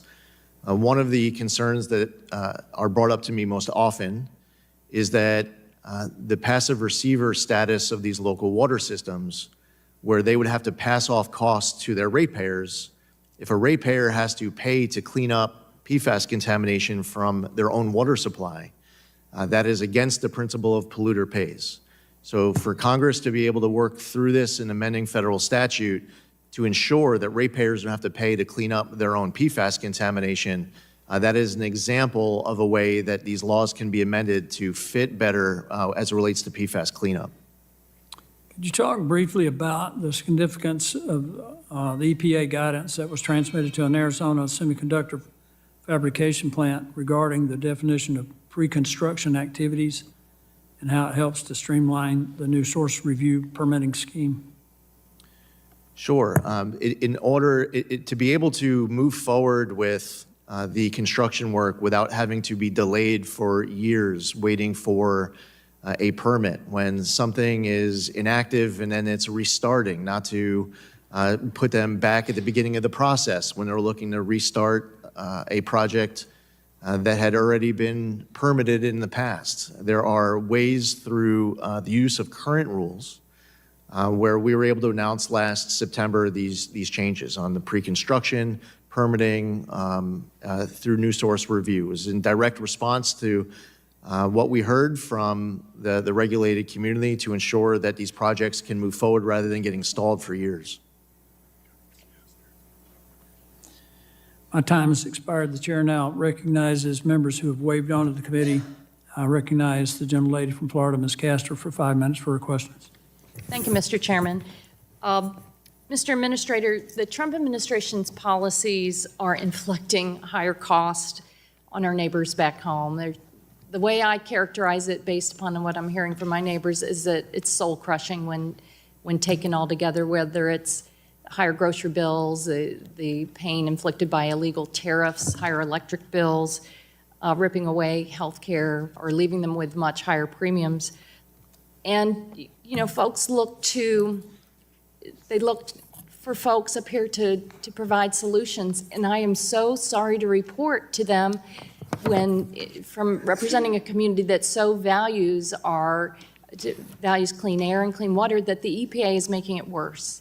And they're making it more expensive. EPA, when you look at this budget, EPA will make it more difficult for local communities to build and maintain the clean water infrastructure that they rely on, the drinking water infrastructure they rely on. It's a community that was hit hard by Hurricanes Helene and Milton, and we had a lot of critical infrastructure impacted severely by flood and by historic rainfall events. So when I look at your budget that you seek to slash almost in half clean water state revolving loan funds, drinking water revolving loan funds, this is the important partnership between EPA and our states and our local communities to keep that infrastructure online, to help us modernize it, and to help us save money, because an important piece of those of EPA's authorities are to work with local communities to help them become more resilient and also to repair after a natural disaster. And for a community like mine that is, I don't think we're unique. There are natural disasters, climate-fueled disasters that are increasingly expensive, increasingly more frequent. And for you all to kind of rip the rug out from under local communities, you're just asking our neighbors back home to pay more again when they're already grappling with much higher costs. In my state already, we're seeing more industrial facilities, waste sites, and neighborhoods inundated by floods and threatened by wildfires. And that has a significant pollution impact because when you know this well, that unleashes toxic chemicals into the air, soil, and drinking water. At the same time, you're proposing massive cuts to the very initiatives and professionals that lead federal hazardous materials response and long-term cleanup. Folks used to be so proud of the EPA. They used to rely on the EPA because they were the folks who were there after a storm to help them rebuild, and now that work is even harder after 4,000 EPA professionals have been doged or fired. It's so difficult to watch what the Trump administration is doing. You're unleashing all of this pollution. You're making the heating of the climate worse and more expensive. And then when we suffer these costly natural disasters, you're ripping away the help that we need to recover and repair and to save taxpayers money by building more resilient infrastructure. It's kind of like what you're doing with healthcare. You rip healthcare coverage away from people, and at the same time, you're making lives less healthy by allowing more toxic chemicals in the air, in the water, in the food we eat. I just urge you to make a course correction. Make a course correction for the sake of our country, for the sake of our pocketbooks, for the sake of our kids. We want to restore the pride that we had in our environmental laws and not cut them and side with polluters every single time. And I also need to correct the record because it is not true what you said before that you are a stalwart in upholding our environmental laws. I know you had a little conversation with my colleague from Louisiana. You're not being straight with people. And I'll submit this for the record, Trump's EPA issues record low legal actions against polluters, watchdog group fines. You said that a lot of the 1.16 billion in civil penalties and criminal fines were your initiative. That's not true. Most of those cases were started under the Biden administration, and your record is that you've initiated a record low number against polluters compared to past administrations. Gentlelady's time has expired. I'll offer this, ask unanimous consent to submit this Without for the objection, record so and ordered. urge a course correction, Mr. Administrator. People deserve better. Chair now recognizes the gentleman from New York, Mr. Langworthy, for 5 minutes for his questions. Well, thank you very much, Mr. Chairman. Administrator Zeldin, welcome. It's great to have a fellow New Yorker testify before the committee because you understand something many in Washington don't, and that there is a real disconnect between what activist politicians in states like New York promise on paper and what families and businesses are dealing with on the ground. New York continues to brand itself as a national climate leader under policies like the Climate Leadership and Community Protection Act, which I know you're very familiar with.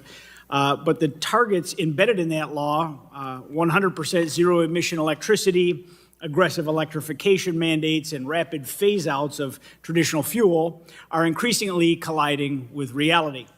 Your agency's efforts over the past year to streamline new source review permitting, bringing greater clarity and predictability to the Clean Air Act implementation and revisiting overly stringent particulate matter standards are helping to push back on policies that go beyond what is achievable. And likewise, steps to ensure federal rules do not unintentionally reinforce state-level mandates that limit fuel choice or undermine grid reliability are critical for constituents like mine in Western New York and in the Southern Tier. And I'm very grateful that we have a friend and ally at the EPA that knows and understands my district. Administrator Zeldin, how is EPA working to restore balance in protecting air quality and environmental standards while also making sure that we're not driving jobs and investment in manufacturing out of states like New York through unworkable regulatory burdens? Well, thank you, Congressman. Well, first off, it's important for us to follow the best reading of the law. That's our requirement. And if Congress chooses to amend the law, then we'll follow whatever Congress chooses to amend that law to. When the American public voted for President Trump and Republicans in November of 2024, they were putting forth a Trump mandate of wanting an agency like EPA to apply common sense, to strike a balance of protecting the environment and growing the economy. They saw an agency that felt like in order to protect the environment, we have to target entire sectors of our economy for extinction. They want more reliable, durable baseload power. They want to unleash U.S. energy dominance. They want to bring back and empower the American auto industry while also protecting the environment. So what you'll see on the other side of the aisle is you'll have members who will want to ignore the fact that on the 1-year anniversary of President Trump's term in office, we released a list of our top 500 environmental actions. Not once have any of your colleagues on the other side of the aisle who claim to be so concerned about protecting the environment, do they want to even acknowledge all of the good work of our dedicated career staffers at the agency? All those scientists who have been there for 20, 30 years, who have secured so many wins, everything that we've done with tackling the decades-long Tijuana River sewage crisis or responding to the LA wildfires, or increasing water quality standards across 30-plus miles of the Delaware River Basin.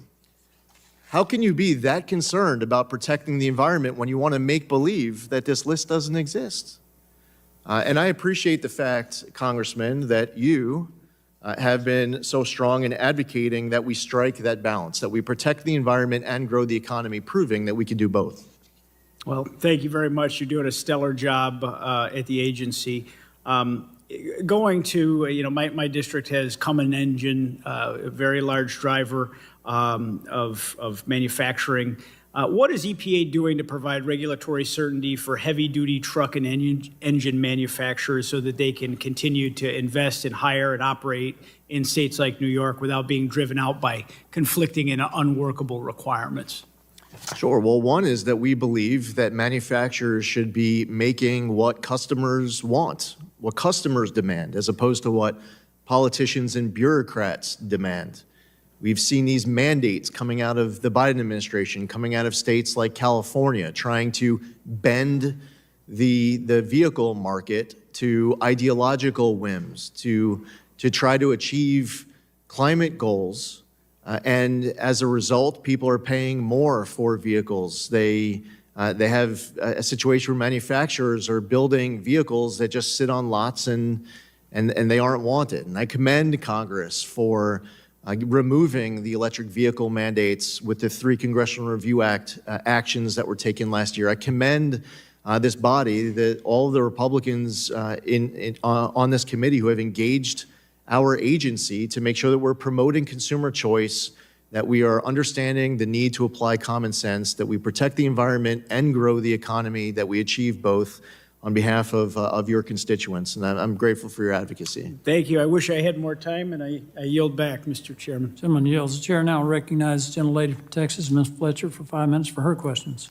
Well, thank you so much, Mr. Chairman, and thank you, Ranking Member Tonko, for allowing me to wave on to this hearing to follow up with Administrator Zeldin on some critical issues very important to the people that I represent in Houston. And Administrator Zeldin, when you appeared before this committee last year, we spoke about the vital role that EPA's Region 6 lab in Houston plays in keeping people in our region safe. And you committed to working with me to maintain a presence from this lab in Houston. So I just want to revisit that conversation and follow up on it. It is a question that I have asked every EPA administrator that has come before me and any committee I've served on in the time I've been in Congress, because in 2019, EPA announced that it would close the Region 6 Houston lab and relocate its employees to a location more than 400 miles away in Ada, Oklahoma. And I know, Administrator, at the time we talked about this last year, there was a lot coming at you. So I'm hoping we can follow up and talk a little bit more about the process and where you are and where the EPA is in that process. This announcement was made pursuant to the 2016 law, the Federal Asset Sale Transfer Act, to reduce federal property holdings. And I also submitted some questions for the record after that. And, unfortunately, I'm sorry to say, I don't think that I was able to get the information I need. So I'm hoping that you can give me and the people I represent a little more clarity today. And, just really show us that EPA is going to continue to work with us on this in terms of keeping our community healthy. As I mentioned, EPA announced it was going to close this lab, and there's been a huge outcry in Houston that we cannot have this happen. And the lab really provides rapid response air and water quality monitoring and testing. And I'm sure you know, Administrator, in our region, we are prone to hurricanes. We have a lot of concerns about what's happening during hurricane season when flooding and storm damage can compromise systems that are meant to protect Houstonians, especially from industrial emissions. And it's worth noting that the lab is an active partner in disasters of all kinds. Of course, we're very concerned about emissions along the Port of Houston. It's a 52-mile waterway that has 200 public and private facilities and is the nation's largest port for waterborne tonnage. And unfortunately, in this industrial area, we've had a number of incidents involving petrochemical facilities where rapid air quality testing, water quality testing is absolutely of the essence. And so we are deeply concerned that not only will we lose the ability to have that rapid testing, flying samples to Oklahoma to do the testing, to get information back, but also EPA is going to lose that expertise because, candidly, you're not going to see all of the people who work in that lab able to move their families to Oklahoma. And so the move has been delayed over the years. I would encourage you to reconsider it altogether. But I know when we talked last year, we talked about the idea that EPA is committed to keeping a presence in Region 6 in the lab in Houston, even if it closes the existing lab. Now, the existing lab is still working, and I would like to keep the lab open indefinitely. But can you confirm for me today that EPA will fulfill its commitment on keeping a presence from Region 6 lab in Houston for the reasons I just discussed and more? Well, as you pointed out, it's a 2009 notification that EPA sent to congressional appropriators to relocate Houston to Ada. It was reaffirmed in 2022. Employee relocation associated with the consolidation is targeted to begin in 2027. I can commit that EPA will maintain employees in Houston to support emergency response, criminal investigations, and other operational needs. The completion of the Ada project is contingent on the agency receiving FY 2027 building and facilities appropriations at historically comparable or higher levels. EPA will complete the environmental due diligence process for the Houston laboratory as part of the transition and lease exit. And as you pointed out, this is something that started several years ago before we got here. And in moving forward, I can commit, though, that EPA will maintain a presence in Houston as it relates to the functions that I just stated. Thanks, Administrator Zeldin. I'm going to run out of time. You know how this works. But I would like to get your commitment that EPA will retain a robust presence in Houston, and will follow up for the record with questions about the number of employees that will remain, the positions that will remain, and the timeline. I appreciate your response today. And Mr. Chairman, I yield back. Thank you. Gentlelady yields. The chair now recognizes the gentleman from Michigan, Mr. James, for 5 minutes for his questions. Thank you, Chairman Palmer and Ranking Member Tonko, for holding this important hearing today. Administrator Zeldin, welcome, and thank you for being here. Welcome back. It's an honor to speak with you at a time when the conversation around energy manufacturing and environmental stewardship is so important, not just for Michigan, another Great Lakes state, the Great Lakes state in my opinion, but for the entire country. Let me start with something we all agree on. Clean air and clean water are non-negotiable. They are fundamental to the health, safety, and prosperity of the American people. There is no trade-off there, and there should never be. But we also know something that doesn't get said as often. The United States, and especially states like Michigan, manufacturers and producers of energy, we make it cleaner and safer and more responsible than anyone else in the world. That's a competitive advantage. We should be leaning into that competitive advantage, not regulating our way out of existence. Over the past several years, we've seen a growing trend from the previous administration, from the Whitmer administration in Lansing, toward theoretical one-size-fits-all regulations that look good on paper, but they don't work in the real world. These mandates too often strangle businesses, delay projects indefinitely, and make it nearly impossible to build, invest, and innovate right here at home. At the time when we're competing with China, who's not playing by the same environmental economic rules, the last thing we should be doing is tying our own hands. If we push production overseas, we will not reduce global emissions. We just outsource them along with American jobs and leadership. That's why I want to commend your administration, sir, for taking a different approach, one that recognizes the need for realistic regulations, regulations that protect our air, protect our drinking water, yes, also respect the ability of American workers, manufacturers, and builders to actually get things done and keep prices low. We need a framework that prioritizes outcomes over ideology, one that reduces frivolous litigation, cuts through unworkable mandates, and restores a sense of balance so that we can build again in this country. At the end of the day, we can protect our environment and grow our economy. In fact, we have to do both. And it's best when we trust Americans, when we trust American innovation, when we trust American workers, and we use common sense. Administrator Zeldin, thank you again for being here and for your leadership. We look forward to working together to ensure that America remains both the cleanest and the strongest economy in the world. So my first question, Section 111 and reducing barriers to reliable and affordable energy. My home state of Michigan, high energy costs threaten families and industries alike. You pledged to reconsider regulations that limit the production of reliable and affordable energy. For example, I've heard from producers in Michigan that it can be more cost-effective to flare excess gas than to build a new pipeline. Do you believe that overly burdensome regulations are driving up the price of electricity, sir? Absolutely. If so, how is your agency continuing to prioritize action on those regulations? We just completed phase 2 of a 3-phase process of reconsideration of Quad O BC. We are also in the process this week of finalizing guidance to release publicly to help the regulated community to interpret both federal law and federal regulation as it relates to Quad O BC.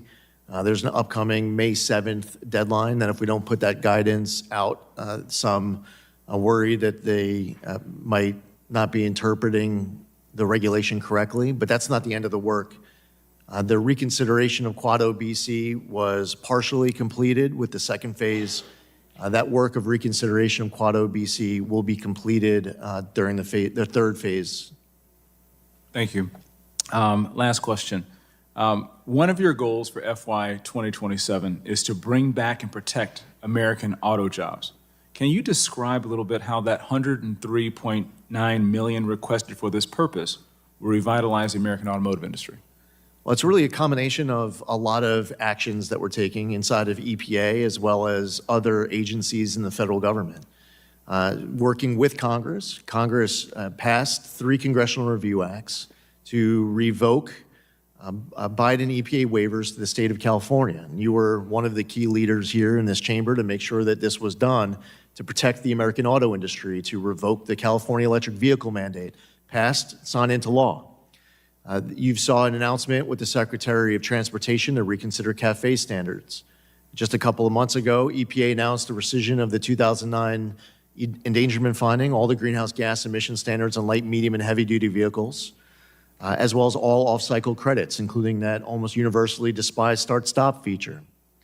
We are going through our NOx 2027 rule, whether it was the right to repair guidance or its rolling back DEF requirements. There's so much that we have been doing under President Trump's leadership to make sure that we're delivering on that Trump mandate that the American public voted for. And in so many respects, especially as it relates to the Congressional Review Act, we wouldn't have been able to do it without your leadership. Gentleman's time has expired. Chair now recognizes the gentlelady from New York, Ms. Ocasio-Cortez, for 5 minutes for her questions. Thank you, Mr. Chairman, and good afternoon, Secretary Zeldin. This week is a big week in the Supreme Court and Congress regarding considerations of glyphosate. Glyphosate is the active ingredient in the herbicide Roundup, which is produced by Bayer, the multi-billion-dollar foreign chemical company that also owns Monsanto. It's used on hundreds of millions of acres of farmland in the U.S., including corn, wheat, soybeans, and even almonds. And glyphosate is even used to dry out crops before they are harvested. Correct, Administrator Zeldin? Correct. Thank you. Glyphosate is also internationally recognized as likely carcinogenic to humans, with particular links to non-Hodgkin's lymphoma. In fact, tens of thousands of lawsuits in the United States, many issued by farmers with high exposure, have been filed against Bayer for failing to warn them about the cancer risk of exposure. Now, interestingly, Administrator Zeldin, on February 18th of this year, President Trump released an executive order to increase the production of glyphosate in the United States, correct? Yes. And not only did that executive order call to increase the production of glyphosate, it also called for legal immunity for Bayer from the tens of thousands of Americans who are seeking justice in court for their toxic exposure. Now, Secretary Kennedy was here a couple of weeks ago, and when he was asked about glyphosate and the rollbacks against protections against toxic chemicals, he said that we would, quote, have to ask Lee Zeldin about that. So, you're here before us today. Administrator Zeldin, have you ever participated in a meeting with Bayer where you discussed the legal or litigation issues that the company was facing? No, I never did. Okay, I have My meeting with them was very brief, and that topic did not come up. All right, I do. Are you aware of any outreach that they would have in your agency about this? I could say that I directly had a brief meeting. Okay. But it was a brief meet and greet, and that topic did not come up. Thank you. Mr. Chair, I'd like to submit EPA visitor logs from July 7th, 2025 to the committee. Without objection, so ordered. And you're certain they didn't bring up anything regarding your work? I'm telling you, 100%, absolutely. Maybe there was some brainstorming that was done beforehand of potential topics. Are you aware of any? That topic was not brought up. Are you aware of anything brought up to any members of your staff or your team? Your senior team? I am not aware of that, no. Okay. I would like to submit to the record some internal emails from the EPA that I have acquired via a Freedom of Information Act submission. Without objection, so ordered. We have documentation here, emails from your senior advisor for Agriculture and Rural Affairs saying that you were meeting with the Bayer CEO last year. He said in these emails that they will be bringing up some legal/judicial issues. More specifically, in this internal email in your EPA, it says that Bayer was specifically seeking to and discussing Supreme Court action. They will want an update on EPA's regulatory review. and that, interestingly, Bayer will provide a small thanks for updating the glyphosate webpage from the EPA and work on MAHA. Do you have any idea what they might have been referring to in this email? Well, first off, as I mentioned a few minutes ago, it's possible that the team was doing brainstorming of potential topics. Okay. As somebody who actually attended Thank the you. meeting. I'm sorry, I just have 40 seconds. I'm not trying to be rude. This glyphosate update that they're referring to seems to be correlated to the EPA agency withdrawing its support for California's cancer warning on glyphosate. Now, this is important because 5 days after the EPO this year, Bayer filed their opening brief to the Supreme Court, citing Trump's executive order and hinging their case on the EPA's warnings or lack thereof of glyphosate. So we have internal emails from your agency saying that Bayer wanted to thank you and your agency for removing support for California's warning because their case before the Supreme Court right now hinges on you not warning the American people and withdrawing your support on glyphosate. Do you understand the conflict of interest that is before the American people right now, Mr. Secretary? I understand. The gentlelady's time has expired. You mind if I respond, Thank you. Chairman? The gentleman may respond. Okay, so right now, EPA is completing an assessment due in 2026. And I understand this is a very important topic for many people in this country. This review that the EPA is being conducted, my guidance to dedicated career staffers, and then we have people who've been there for 20, 30 years, is that I don't want to It's taking a while, Secretary Zeldin, because let me answer. the Supreme Court is going to be making decisions this week, and Congress is voting this week on legal immunity. Okay, but you made your point. Now, I'm asking, do you mind if I answer? This is an important part of this that I'm sure you also care And I about. think the timing gentleman's time is has also very important, Secretary Zeldin. The gentlelady's time has expired. Thank you. Should I complete my answer or no? Mr. Administrator, you can respond in writing. Sure, okay. Chair now recognizes the gentleman from California, Mr. Mullen, for 5 minutes for his questions. Thank you, Mr. Chair, for allowing the wave on. Thank you, Administrator Zeldin, for being here today. So today, our water infrastructure is in crisis. According to your agency's estimates, drinking water systems across the country will need $625 billion, and clean water systems will need $630 billion to meet our water needs. But instead of increasing investment, your budget proposes a 90% cut to the drinking and clean water state revolving funds. I fear this is a $1 trillion liability being shifted directly onto American households. So, Mr. Administrator, what impacts can everyday Americans expect to see on their monthly water bill if these proposed cuts become a reality?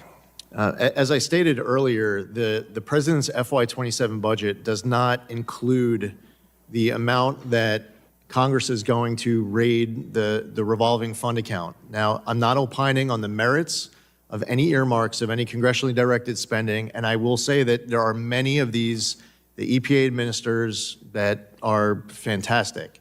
The problem is when you take money out of a revolving fund and you give it out as a grant, or you take other money out as part of a set-aside, it's no longer a revolving fund, and the account continues to get depleted.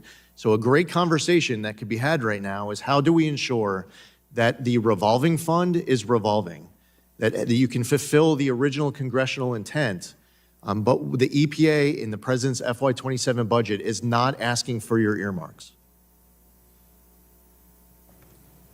Appreciate that. Let me just say we need investments in this area and not cuts to these programs. We can continue that conversation. But I'd like to also highlight an issue in my district. I know your territory is sprawling, but this is an important issue in California 15 at the Muscle Rock landfill in Daly City. This is a landfill on the Pacific Ocean that closed decades ago, but is now facing severe erosion issues due to stronger storms.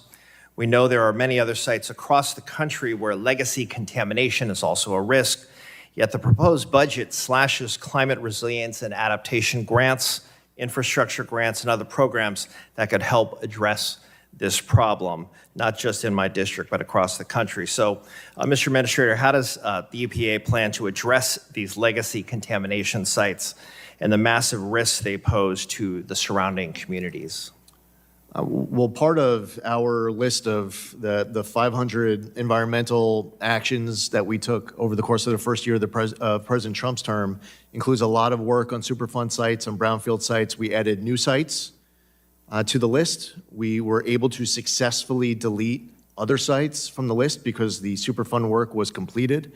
And the operation, the staffers doing this work with brownfield sites, Superfund sites, and more are continuing to be able to do more with less. And but we do ask for robust funding as it relates to Superfund and brownfield.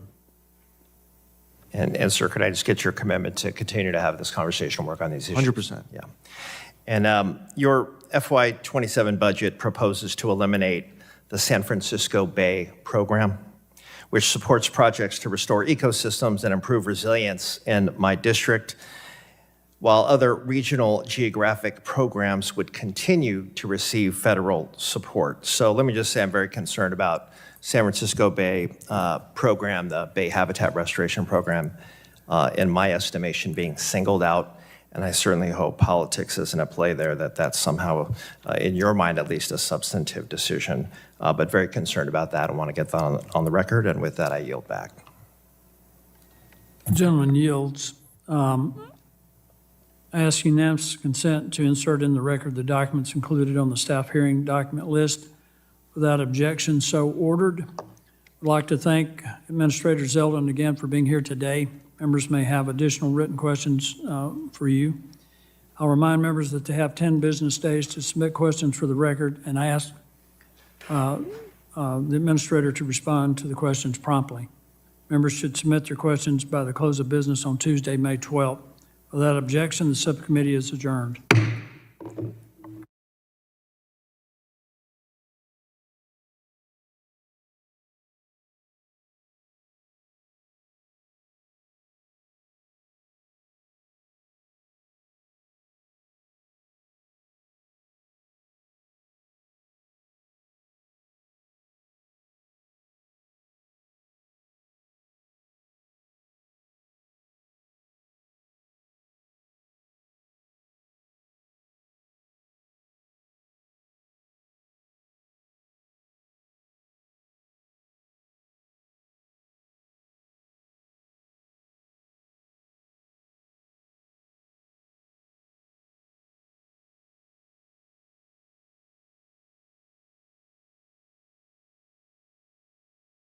On ne peut pas permettre un quatrième mandat. Il faut que ça change avec un nouveau gouvernement conservateur qui va réduire les taxes et les impôts, bâtir des logements, libérer nos ressources naturelles pour pouvoir rebâtir notre force économique pour faire changement.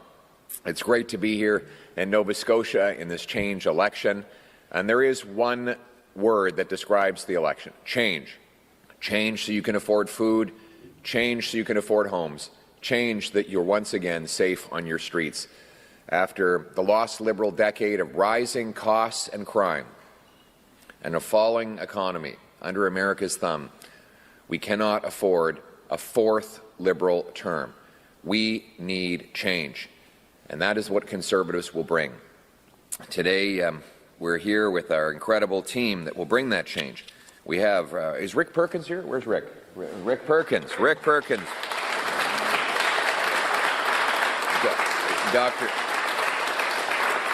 We've got Dr. Stephen Ellis. Dr. Ellis is here. Thank you, Dr. Ellis.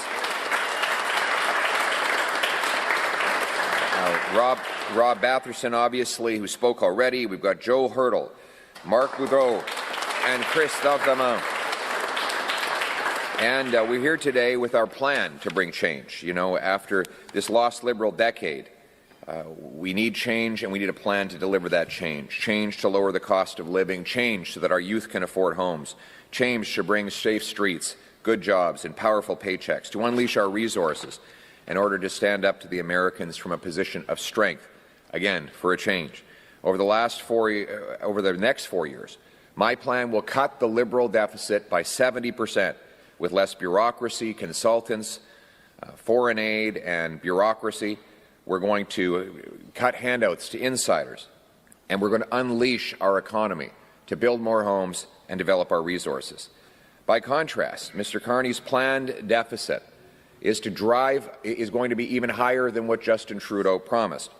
Not only is he promising to keep all of the spending that Trudeau had budgeted, he's promising to add another $130 billion on top of it, combining Trudeau's planned spending with Mark Carney's new promises. Liberals will add $250 billion to our national debt, which will drive up prices for everything, more expensive food, homes, and cars. Add it all up, and you can't afford a fourth term.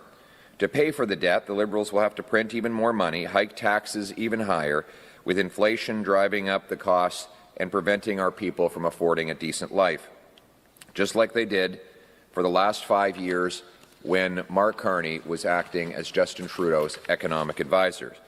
We've seen the rapid decline over the last decade in our quality of life. I don't know if you saw this story this week, but this incredible report that the government has published about how the future looks. They call it Future Lives, Social Mobility in Question. One section says 2040, more snakes than ladders. In this report, it's not just about the last lost Liberal decade. It's about how miserable life will become and how costly it will become on the current trajectory that the Liberals have created for us. The report that the government publishes says that the people will only be able to get ahead through inheritance and not through hard work. It says that homes will become even more expensive, that the economy will shrink, that property ownership and by extension wealth may become even more concentrated if younger generations abandon the idea of buying single-family dwellings. We see here that the government is warning that over the next 15 years, more people may struggle to afford rent, bills, and groceries. Many workers might have to leave the country, and even more so, and more shockingly so, the government says that because groceries will be unaffordable and out of reach, people will have to hunt, fish, and forage in public lands and waterways without reference to regulations. In other words, people will have no choice but to actually break rules in order to scrounge for food on public lands. This in Canada, a country blessed with the most natural resources and should be the land of the most opportunity anywhere in the world. But the trajectory we were on after the lost Liberal decade, were it to continue, would lead to more despair, more inflation, and higher costs. Now, I believe this report should be on the front page of every newspaper because people need to know the terrifying picture that a fourth Liberal term will paint of higher costs, of raging crime, of more despair. This report says that owning a home in 2040 will not be realistic, and inequality between those who rent and those who own will have become a driver of social, economic, and political conflict, and that people may lose faith in the Canadian project. It sounds like an incredible kind of a TV series, how ugly they describe the future in this Government of Canada report. And they're not talking about 100 years from now, they're talking about 15 years down the road. Now, yesterday, when I was at a rally here in Nova Scotia, and I read off some of the excerpts of this report, many people in the crowd said what you were describing is Canada today. The desperation that many people already feel, a desperation that gets worse and worse. After 10 years of Liberal government, the predictions of housing shortages, a mental health crisis, and a loss of hope feel like the present to a lot of Canadians. Already, many Canadians cannot afford a new home, and thanks to Liberals, you don't have the ability to buy a car either. And I'm talking about what Mark Carney calls the zero emissions vehicle mandate, or let's call it what it really is, a $20,000 Carney tax. Starting next year, the Liberals are going to punish auto manufacturers who, in the opinion of Liberals, sell too many gas-powered vehicles. If a company sells even one car over the government-imposed quota, they will face a $20,000 per vehicle tax, which will obviously be passed on to consumers. Now, that's not a penalty for the car company. They'll just pass it on. It's a penalty for you, the consumer. If you want to buy a vehicle that is gas-powered, then you will very likely face taxes on that vehicle if the Liberals are re-elected. À partir de l'année prochaine, les libéraux vont punir les fabricants d'automobiles qui, selon eux, vendent trop de voitures à l'essence. Si une entreprise vend une seule voiture de plus que le quota imposé par le gouvernement, elle va devoir payer une amende ayant jusqu'à 20 000 $ par véhicule. Il ne s'agit pas d'une pénalité pour le fabricant d'automobiles, c'est une nouvelle taxe qui va être imposée sur vous, l'acheteur, si vous souhaitez acheter une voiture à l'essence ou hybride. This is Mark Carney's vision for Canada, a country where you don't get to choose what kind of car you drive, where prices on everything skyrocket to fund his radical ideology, where Canadian workers in places like Oshawa and Windsor face losing their jobs just to justify the ideological fantasies of out-of-touch bankers and liberal ideologues, people who spend too much of their adult life outside of Canada, disconnected from the reality of Canadian life. Now, make no mistake, this is an attack on your paycheck, and it's a direct hit to the auto workers.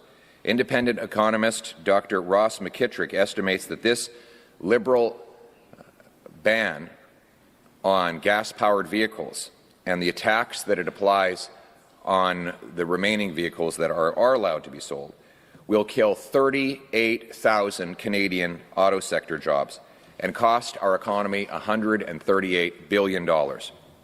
That's billion with a B. And who benefits from all this? Foreign automakers. Tesla will benefit. Mark Carney wants you to pay a $20,000 tax on a gas-powered vehicle to pay credits to Tesla, a foreign automaker, sending our money and our jobs abroad once again. No wonder Donald Trump says he prefers when Liberals run Canada and keep the economy weak and costly. Of course he does, because their disastrous economic policies send our jobs straight south. And there's another big problem, the cars themselves. According to the Canadian Automobile Association, EVs can lose up to 40% of their battery life in the cold.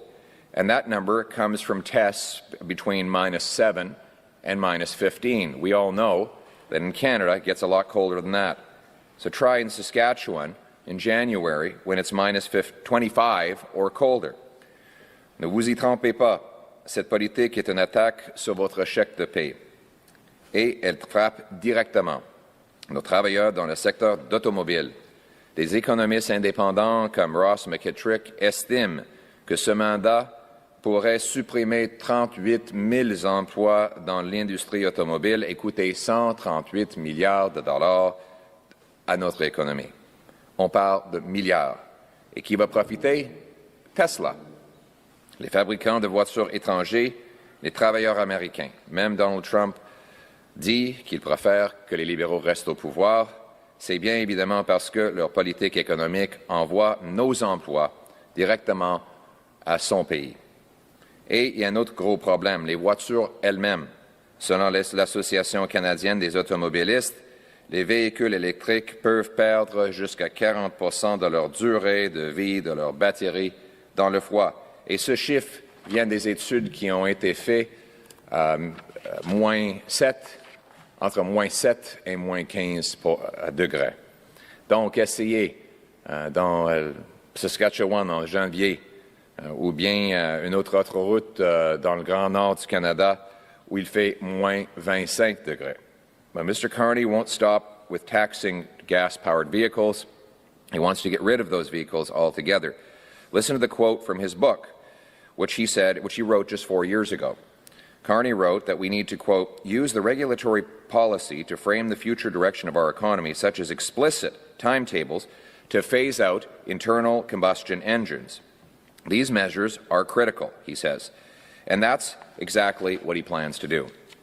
The Liberals have set a deadline to ban new gas-powered vehicles altogether by 2035, But that ban is phased in starting next year. In other words, this is not a tomorrow problem. This is a now problem.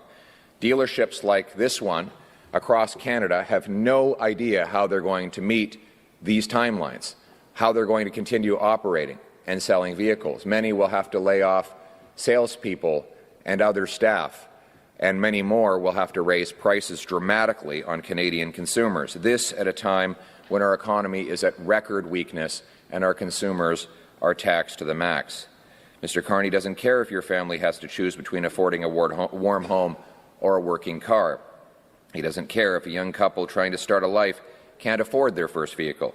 Well, we've got news for Mr. Carney. Canadians are taking back control of their lives for a change. A new Conservative government will axe the Carney tax.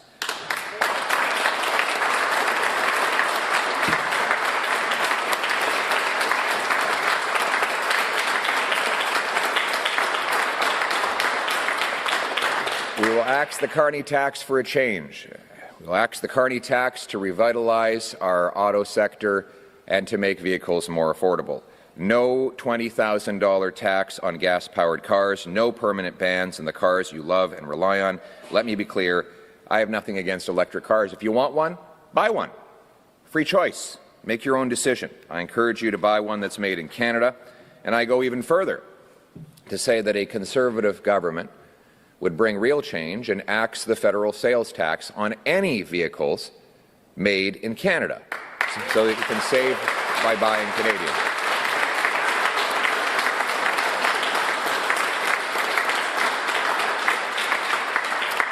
And that will allow us to bring back production and paychecks to Canada while making automobiles more affordable. And there's your choice.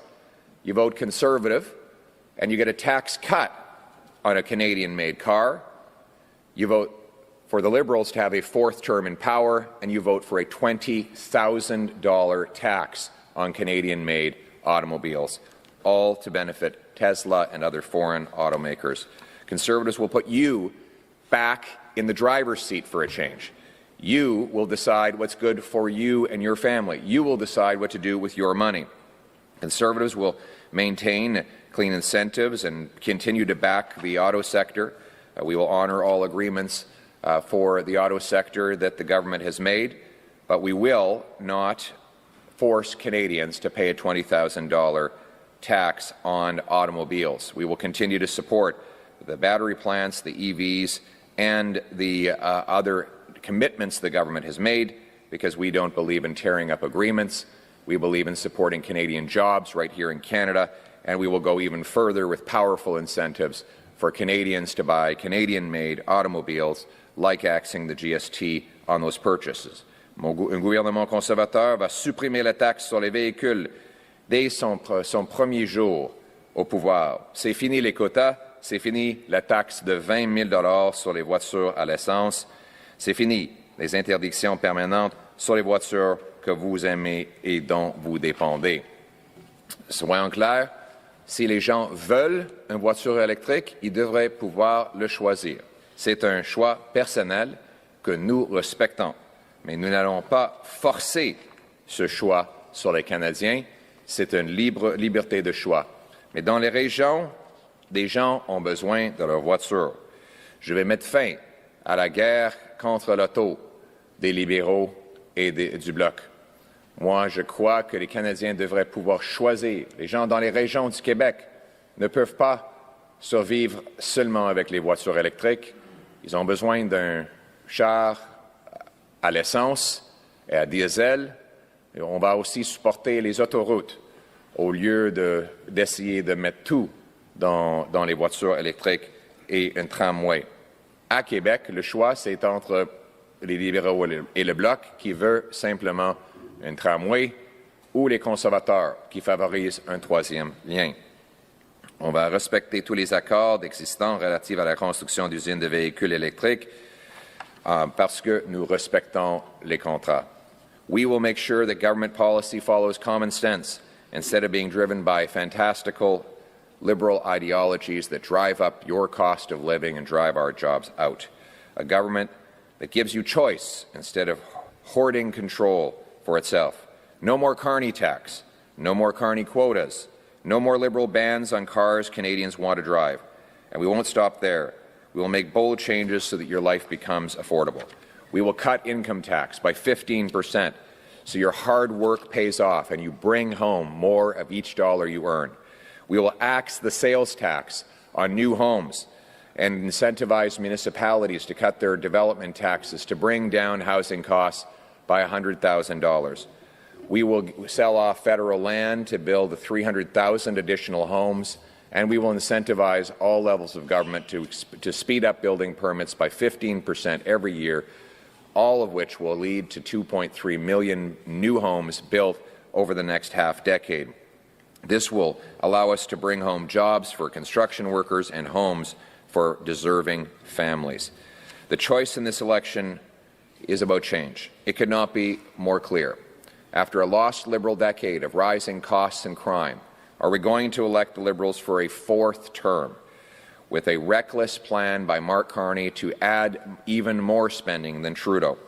Or do we want change with a new Conservative government that will cut bureaucracy, consultants and foreign aid by $55 billion, lower taxes for Canadians, and unleash home building and resources so we can stand up for ourselves in a position of strength?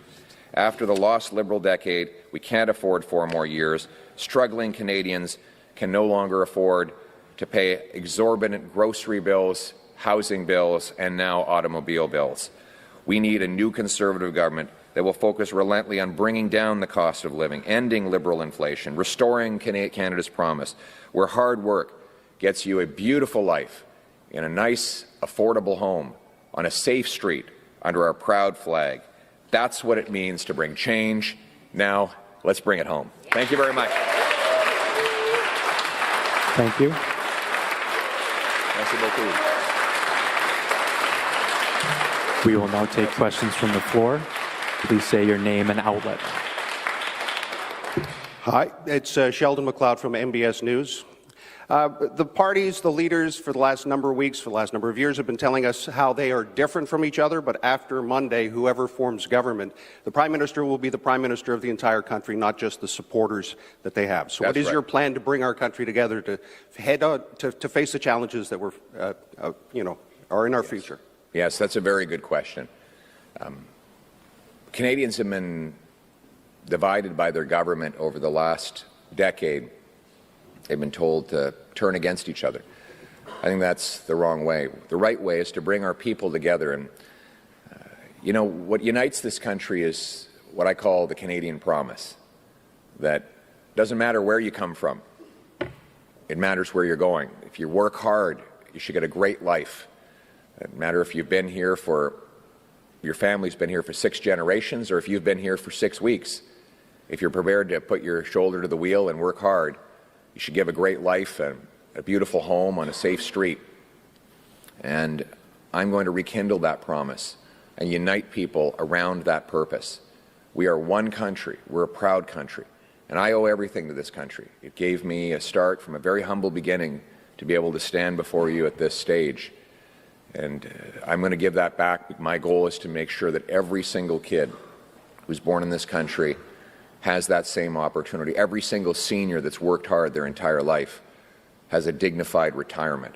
So let us unite our country around that shared promise, and let's bring home change for the future. Thank you. En français. Thank you. And I should say that, the thing that will bring us together now is change.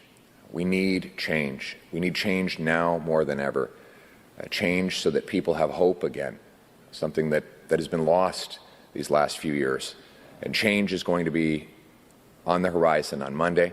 I ask every single Canadian, get out and exercise your democratic right, vote for a change, vote for an affordable, safe life, vote for the Canada that you love. Merci beaucoup de votre question. Il faut unir notre pays autour de notre promesse, la promesse Canada, que chacun qui travaille fort devrait pouvoir acheter une belle maison sur une rue sécuritaire, que peu importe vos origines, modestes ou avantagées, vous devrez pouvoir travailler fort, réaliser vos rêves. Et cette belle promesse, c'est ça qui va unir les Canadiens à travers le Canada. Après la décennie perdue des libéraux, les gens ont perdu de l'espoir. Ils sont plus divisés que jamais. On ne peut pas permettre un quatrième mandat libéral. Il faut que ça change avec un nouveau gouvernement conservateur qui va unir les Canadiens autour de cette promesse et offrir une belle vie sécuritaire et abordable à tout le monde pour faire changement. Merci beaucoup. Thank you. Next question. Good morning, Mr. Polyev. Mitchell Bailey here with Global News. You're in the final days of the campaign. What made you decide to come to Nova Scotia now, and what have you been hearing from people here regarding their biggest concerns this election cycle? Thank you. Well, it's never a bad time to go to Nova Scotia. It's great to be here. Every day is a good day in Nova Scotia.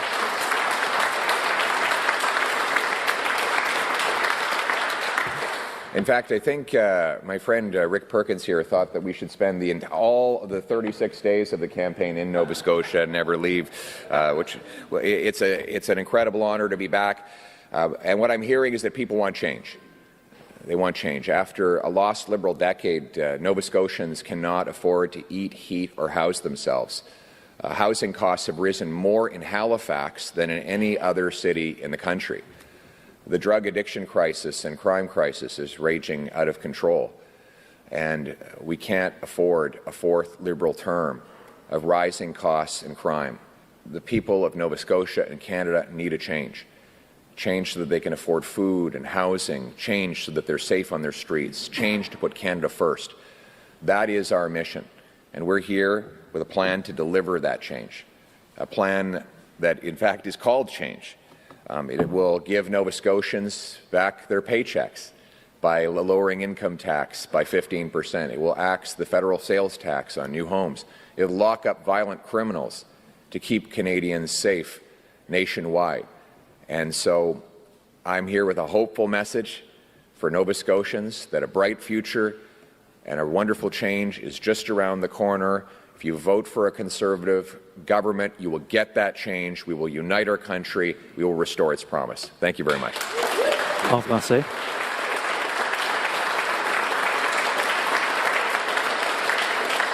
Thank you. Merci beaucoup. Il n'y a pas un mauvais temps pour aller en Nouvelle-Écosse. C'est une très belle province et ça me fait plaisir d'être ici pour parler du changement. Les gens ont besoin du changement. À travers les visites que j'ai eues, les gens sont en souffrance. Le coût de nourriture a explosé 37% plus rapidement ici au Canada qu'aux États-Unis les dernières 5 années. Le coût de logement a augmenté à Halifax plus que dans n'importe quelle autre ville à travers le Canada. La criminalité est maintenant hors de contrôle. Après la décennie perdue des libéraux, des coûts et de la criminalité qui augmentent, il faut que ça change. On ne peut pas nous offrir un quatrième mandat. Il faut un vrai changement avec un nouveau gouvernement conservateur qui va couper le gaspillage, couper les taxes et les impôts, libérer la construction de logements et de ressources naturelles pour donner aux Canadiens encore une vie abordable et sécuritaire. C'est ça le message aux gens de Nouvelle-Écosse. Merci beaucoup. Thank you. Next question. Good morning, Mr. Polyev. Good morning. Pat Healy from the Laker News. Yes, sir. With the threat of U.S. tariffs impacting the auto industry, how would you work to ensure that impact is limited? First of all, I will axe the carny tax. Can you imagine in the middle of this trade dispute how irresponsible the Liberals and Mark Carney must be to contemplate a $20,000 tax on Canadian-made gas-powered vehicles? It is utterly reckless. Not only is Mr. Carney continuing with the disastrous policies of Justin Trudeau, he wants to take them even further. Taxing your vehicle at $20,000 will mean you won't be able to afford one. So when people's old vehicle is breaking down and they can't afford a new car, they can't afford the Carney tax, how are they going to get to work? What are they going to do? And how are we going to keep jobs in this country when there's a new tax, Liberal tax, on vehicles? I will axe that tax, and I will let Canadians choose their own automobile. They will make their own decisions for themselves. rural people, suburban folks need cars and trucks, and we need to protect their ability to make that decision. Furthermore, we want to encourage Canadians to buy Canadian automobiles. So we will axe the sales tax on Canadian cars. So here you have a choice. You vote for a fourth Liberal term, you're going to get a $20,000 tax on your gas-powered automobile. You vote Conservative, you're going to get a tax-free vehicle that is made in Canada, knowing that you'll be creating jobs for fellow Canadians and strengthening our economy. This is the way we need to go. We need to put our country first for a change, put taxpayers first for a change, put affordable cars and trucks first for a change. Thank you. En français. Merci beaucoup. Avec la guerre tarifaire, c'est irresponsable pour M. Carney de proposer une taxe de 20 millions. C'est irresponsable pour M. Carney, pendant une guerre tarifaire, de proposer une taxe de 20 000 $ pour des voitures à l'essence et diesel. Ça va tuer des emplois pour les travailleurs dans l'industrie d'automobile, mais aussi, ça va augmenter le coût de la vie pour les Canadiens qui ne peuvent plus payer. Comment ça se peut quand quelqu'un doit remplacer leur voiture, mais il n'a pas le moyen pour payer un autre 20 000 $ en taxes libérales? Qu'est-ce qu'ils vont faire pour arriver au travail? C'est impossible. Au contraire, les conservateurs vont mettre fin à la taxe automobiliste que proposent les libéraux et on va faire autrement. On va éliminer la taxe de vente sur les automobiles faites au Canada pour favoriser la production domestique et ramener les emplois ici au Canada. Donc, le choix. Avec les libéraux, vous allez payer une taxe de 20 000 $ pour les voitures à l'essence.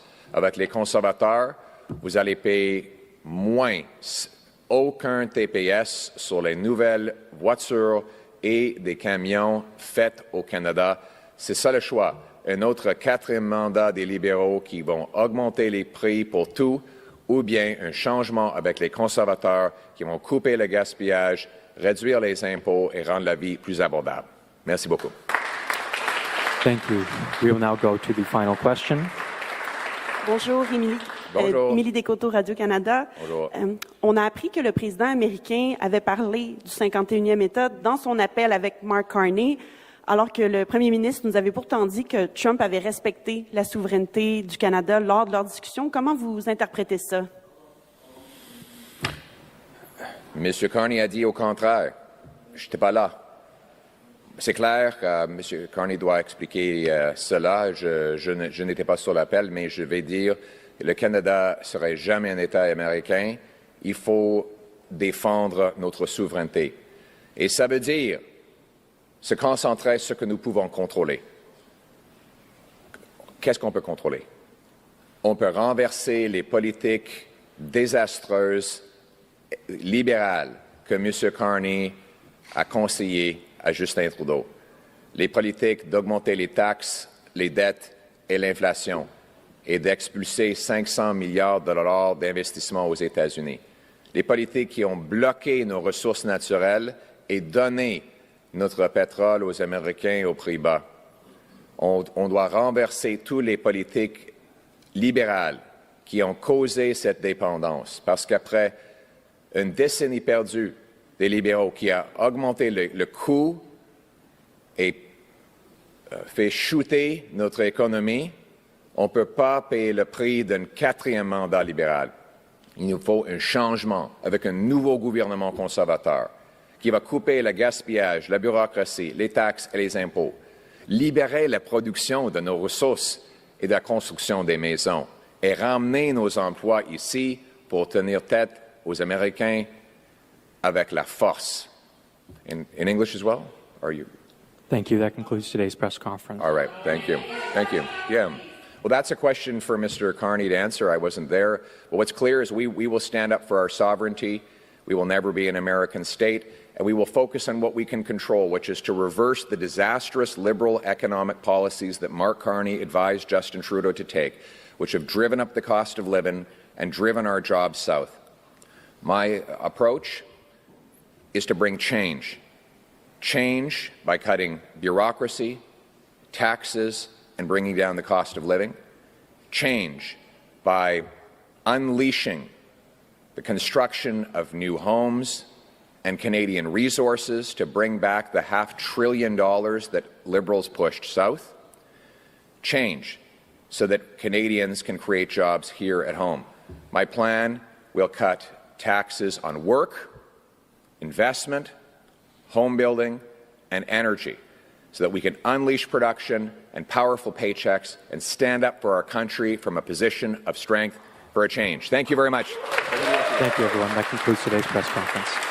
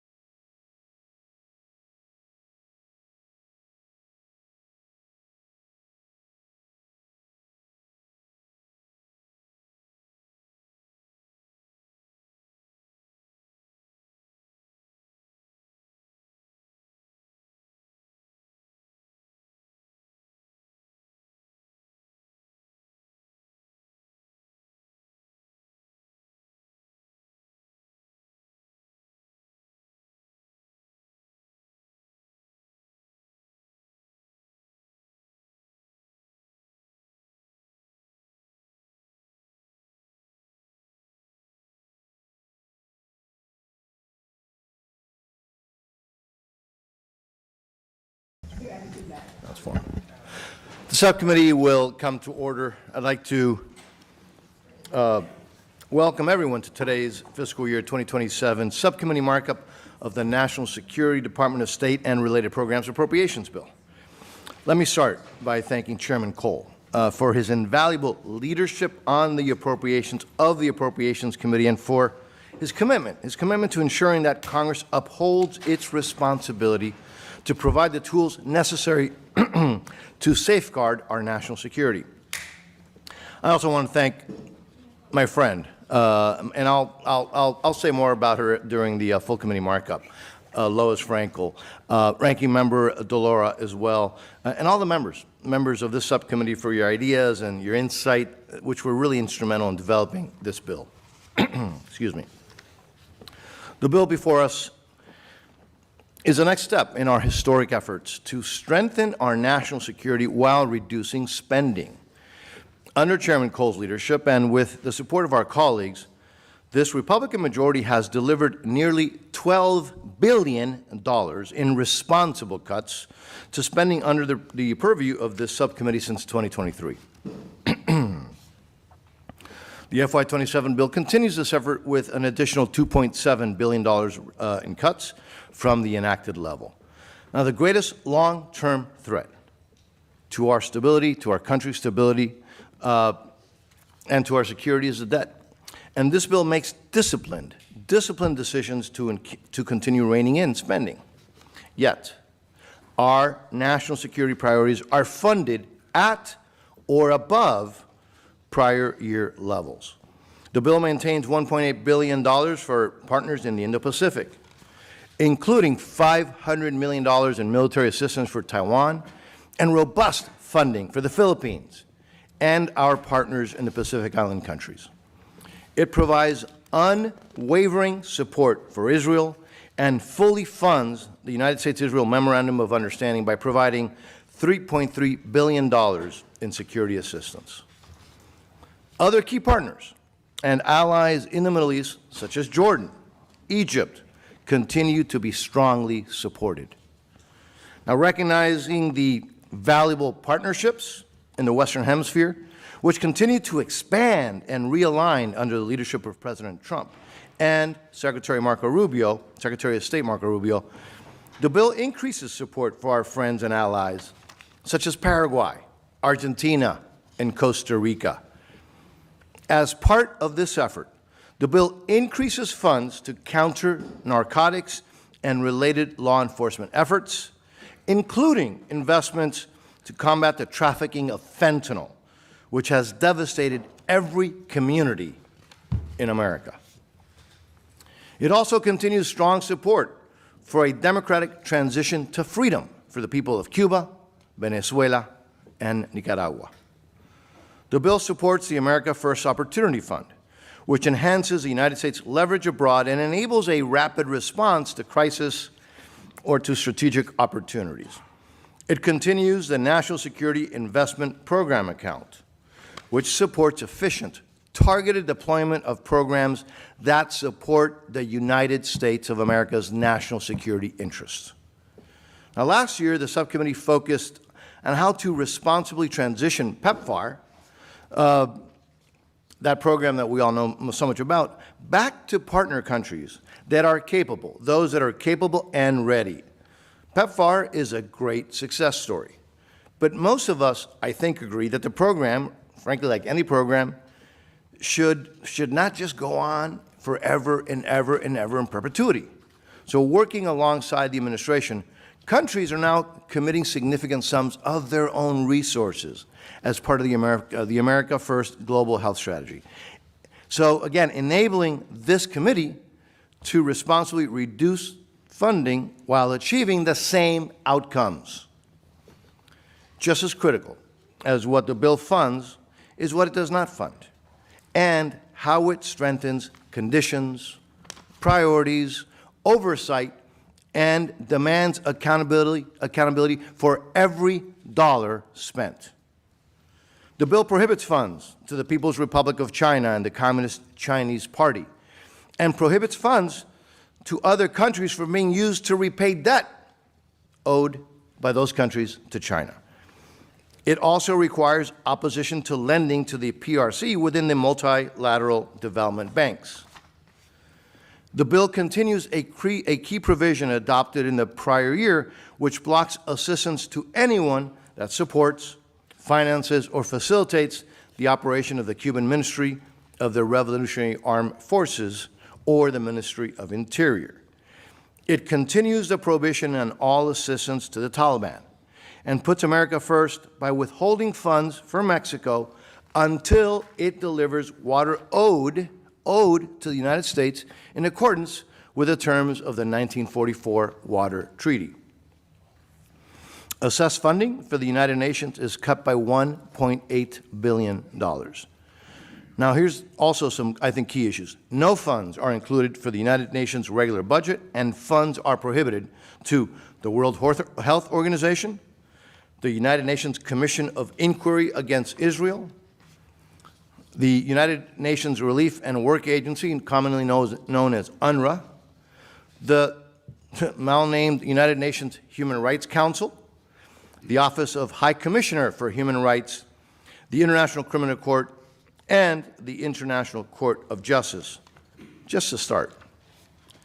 The bill also includes a provision to help provide justice for victims murdered in the October 7th terrorist attack, including, by the way, 50 American citizens, by requiring full accountability for the UNRWA staff involved in that vicious, cowardly, grotesque attack.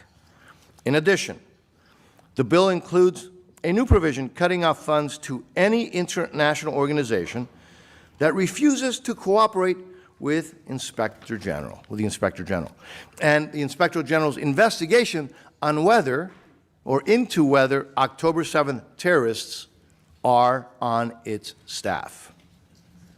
A key measure from last year's House bill, which was enacted in the FY26 final bill, is maintained, requiring the Secretary of State to consider the UN voting record of countries in determining the allocation of funds. The bill supports full implementation of key executive orders that reflect a clear commitment to national sovereignty, secure borders, limited government, and American values, including those related to restoring free speech and ending censorship, ending DEI programs, and many others. And finally, the bill maintains all longstanding pro-life provisions, prohibiting funds to the UN Population Fund, and prohibiting funds being spent in contravention of the President's policy in protecting life in foreign assistance. These measures, alongside enhanced oversight and transparency, ensure American taxpayer dollars do not fund abortions, a policy that Americans overwhelmingly support. Now, again, I want to thank all of you, all of the members of this committee, for your invaluable contributions to this bill. None of this would be possible, you all know that, without, frankly, the remarkable staff that we have on both sides, on Republican and Democrat. And to all of you, thank you for all of your sleepless nights and hard work. Now, with that, before I recognize the distinguished ranking member, we do have a birthday girl here today, and I don't know if she's going to be upset if we wish her a happy birthday to Ms. Torres. So happy birthday. All right. Okay. Let me now recognize my dear friend, a person who, while we have disagreements, is honorable. She's tough, but she's honorable. She's straightforward, and it's a privilege to work with my ranking member, Ms. Lois Frankel of Florida. Thank you very much. It is an honor to serve as the ranking member to this committee, and I agree. I just want to say this. I'm going to offer a little bit different analysis. We do agree on many things. I disagree on some, but I do appreciate what's been a bipartisan history of this committee, and this is really, I think this is a really good committee, and we were able to reach a good agreement the best we could last year. I'm going to also thank you to the majority staff, our staff here, the Democratic staff, fantastic. To my ranking member, our chairman of the committee, Mr. Cole, thank you so much for your professionalism and your courtesy. It's really a pleasure to work with you and, of course, all the members. All right, so before I get into the details of this F-27 National Security and Department of State bill, I want to go over the here and now because it is somewhat concerning, even frightening, because we are considering this bill against a backdrop of last year's reckless and careless dismantling of USAID, the cancellation of billions of dollars in essential programs, the firing of hundreds of dedicated public servants, and reports that this resulted in millions, not a few, but millions of deaths due to disease and starvation.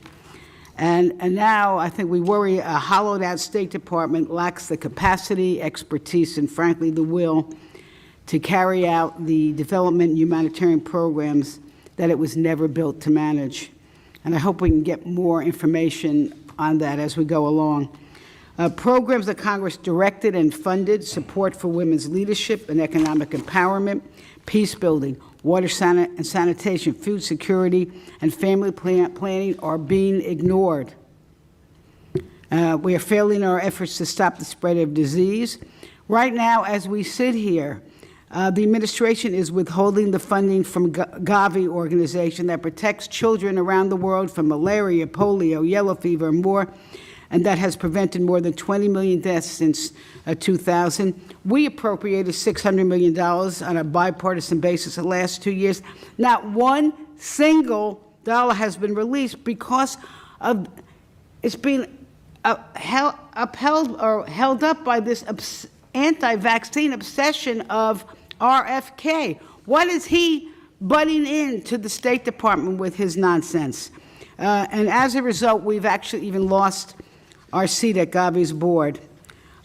We have been, on another note, we've been strong-arming partners into signing global health agreements, including holding funding hostage due to unrelated demands like transactional demands like we need your critical minerals if you want this money. And although we are claiming that programs at PEPFAR are up and running, while life-saving medication prevention services remain out of reach, especially for girls. This is also very troubling. And we're witnessing a sweeping and deadly expansion of the Mexico City policy, now applied across almost all non-military assistance and all partners, taking a disastrous policy and expanding it in so-called diversity and inclusion, LGBT services, and gender ideology. The administration is also using our funding, this committee, to advance a very twisted immigration agenda. For example, we're hearing reports that more than 1,000 Afghan allies, people who risked their lives to support U.S. forces, including my son, who served in Afghanistan, not to make it too personal, are currently supported by the State Department and now being forced to choose between returning to Afghanistan or relocating to the Democratic Republic of Congo, a country that's facing its own humanitarian crisis.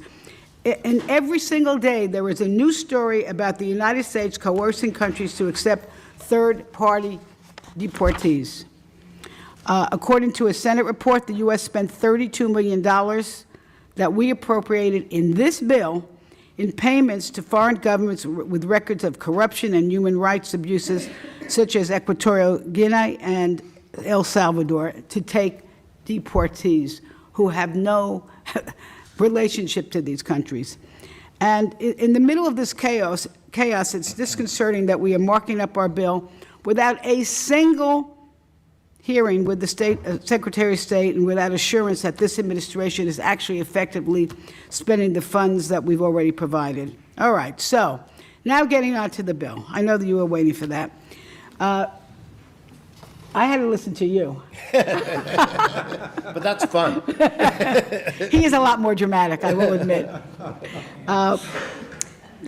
You know, this is a bill that's supposed to project American leadership, through diplomacy, development, and humanitarian aid, but instead it's pulling back at exactly the wrong time. After 4 years of cuts totaling over $14 billion, a staggering 23%, this bill does another cut, a little under $3 billion. And at the same time, President Trump is requesting billions of dollars more for war. And I want to be clear, we cannot bomb our way to lasting peace, security, and prosperity.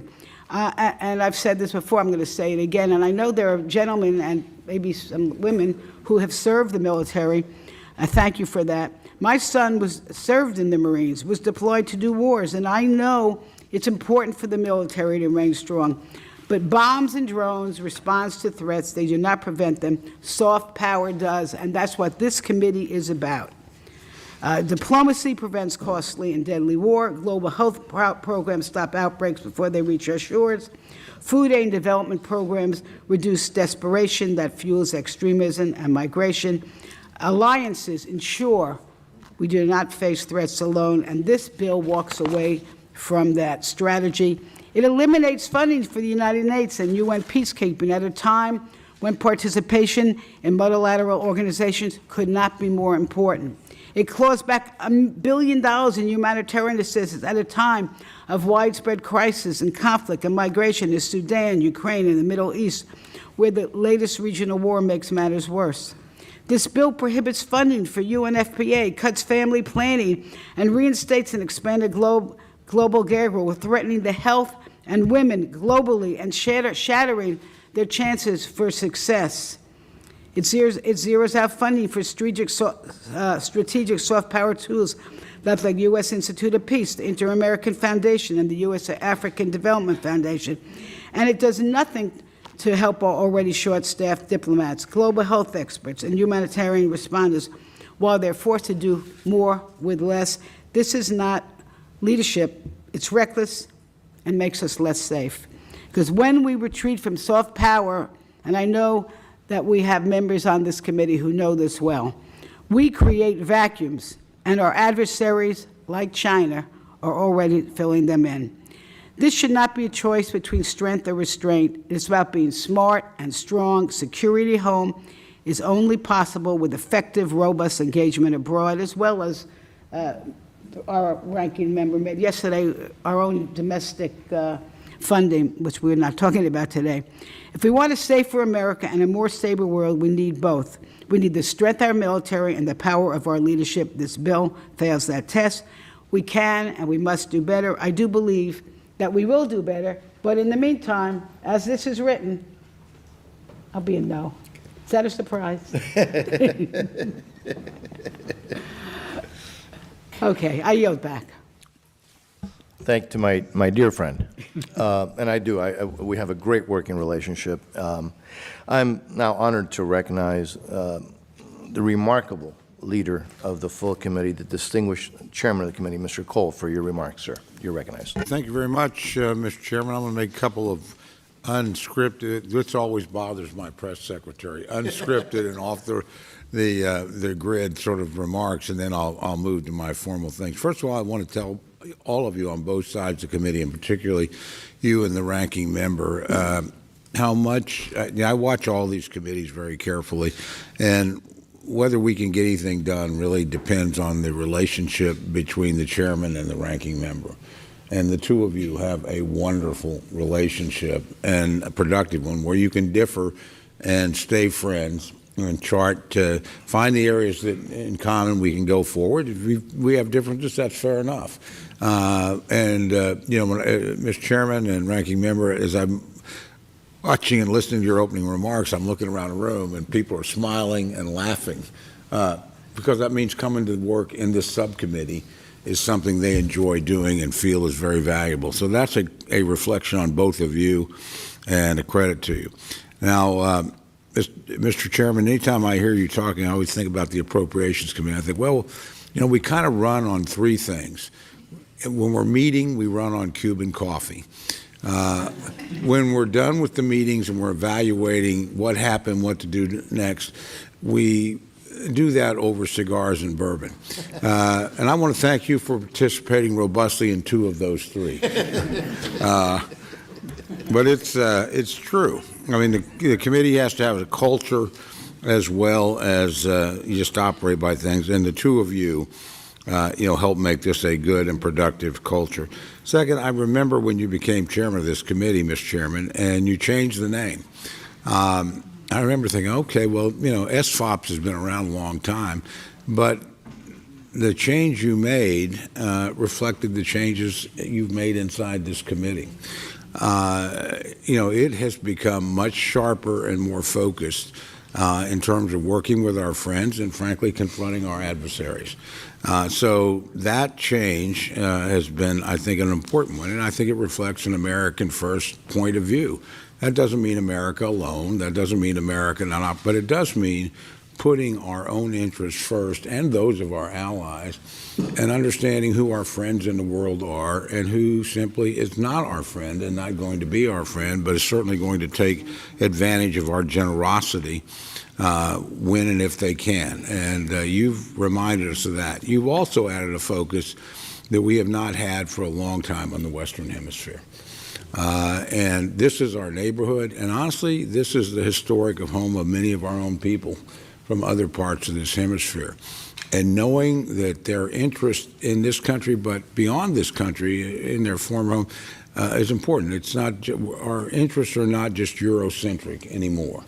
And they're not just the Indo-Pacific because we have a challenge in the Indo-Pacific, a great power challenge. It's in our neighborhood with what's happening in places like Cuba and Venezuela, and trying to play a constructive role in those areas. So I just want to thank you. I think you've been a genuinely historic chairman of an important subcommittee. We're usually absorbed much more with domestic affairs than we are internationally, and you've shifted the focus of the country, you and the ranking member, in ways that are very, very productive to the interests of the United States. So thank you for that.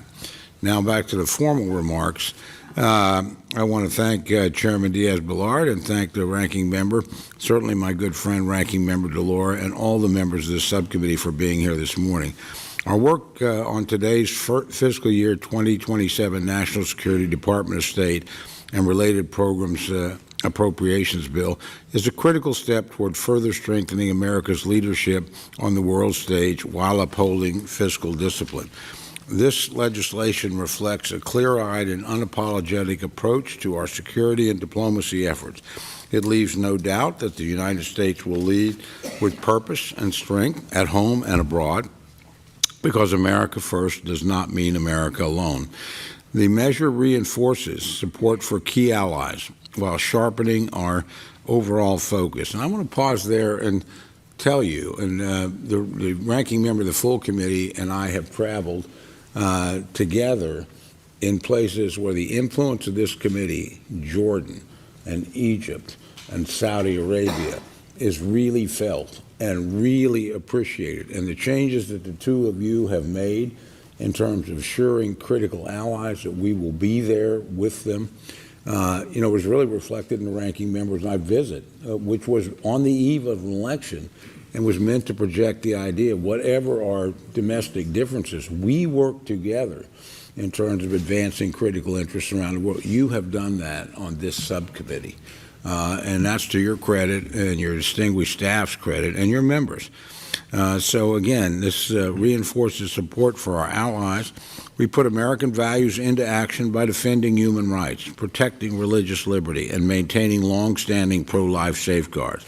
Just as importantly, it cuts off ineffective and misaligned programs, investing only in high-impact missions that strengthen our security, economy, and global standing.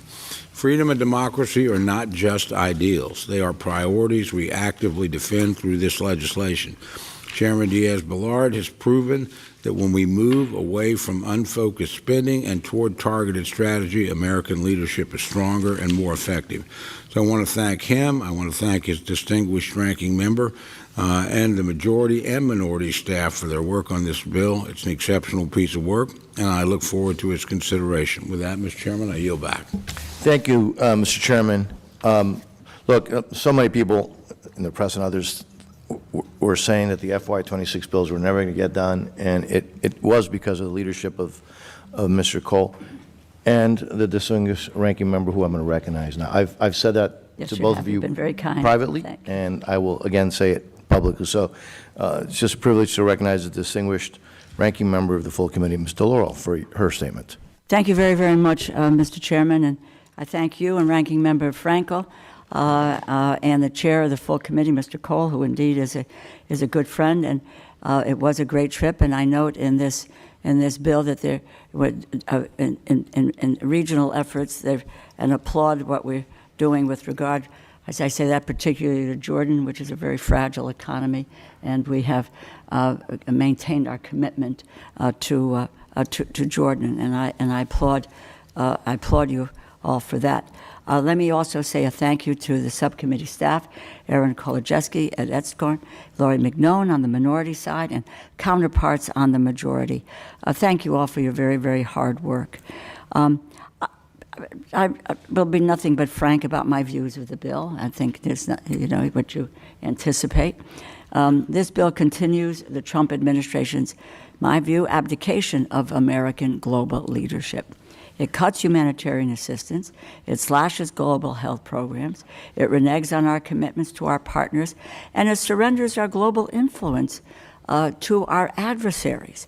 Since he took office, President Trump has stumbled from one self-created international crisis to another.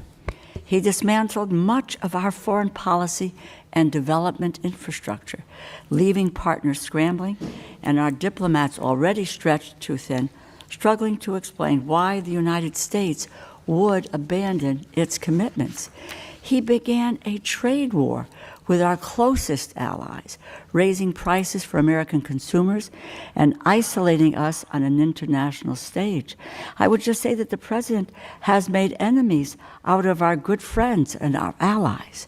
He dismantled USAID, severing lifelines of food and medical aid around the world and leading to a catastrophic death toll around the world. That's where my colleague, the ranking member of the subcommittee, talks about soft power. When you go abroad, where all of you have, and being in Israel and going to some of the Palestinian areas, and you see a bag of flour that says USAID. Now the letters are going to be in Chinese, or it's going to be from the Soviet Union, from Russia. There's no longer a Soviet Union. But soft power is what connects us with the rest of the world. He openly threatened to invade Greenland, a threat which our closest NATO allies took so seriously that they made physical preparations to defend against a U.S. military operation. He has made a policy of extrajudicial killings in the Caribbean and Pacific, blowing up fishing boats and then accusing the people he killed of smuggling drugs while presenting no evidence. And he started a war with Iran. It's a war of choice and not necessity that has sent gas prices skyrocketing by 40% and has no discernible objective, no strategic vision, and no end in sight. The Trump doctrine is failure followed by failure, alienating our allies while aiding our adversaries. This bill continues that pattern. This bill does not provide any funding for the UN regular budget, abandoning one of the longest-standing institutions devoted to global peace. A number of members on this committee went to New York to the UN and met with the ambassador not that long ago. The ambassador told us of how important U.S. participation is to the success of the UN and the mission of the UN. And we have abandoned that. And I'll just point out UNICEF. My God, UNICEF. It's about the millions and millions of children around the world that, in fact, we will abandon. Undermining the UN only erodes our global influence. It also shortchanges American businesses who receive upwards of $2.1 billion in UN contract, which is more than our dues. I just have to reinforce what the ranking member said about the Gavi Vaccine Alliance. We appropriated $600 million. And what's happened there, for your knowledge, is that where this is a state foreign operations issue, it has been punted over to HHS under the jurisdiction of Robert Kennedy Jr., who was an anti-vaxxer. So the money is being held up to provide vaccines to, again, millions of children around the world. And HHS has no jurisdiction over this. And for this subcommittee, we ought to reclaim that jurisdiction and appropriate that money in the way that Republicans and Democrats said that it should be spent. This bill cuts funding for global health programs, particularly in the areas of reproductive health, global health security, making us more vulnerable to infectious disease outbreaks that originate abroad. Pandemics do not respect international borders. It is in our best interest to contain them before they reach our shores, but these cuts impede our ability to be able to do that.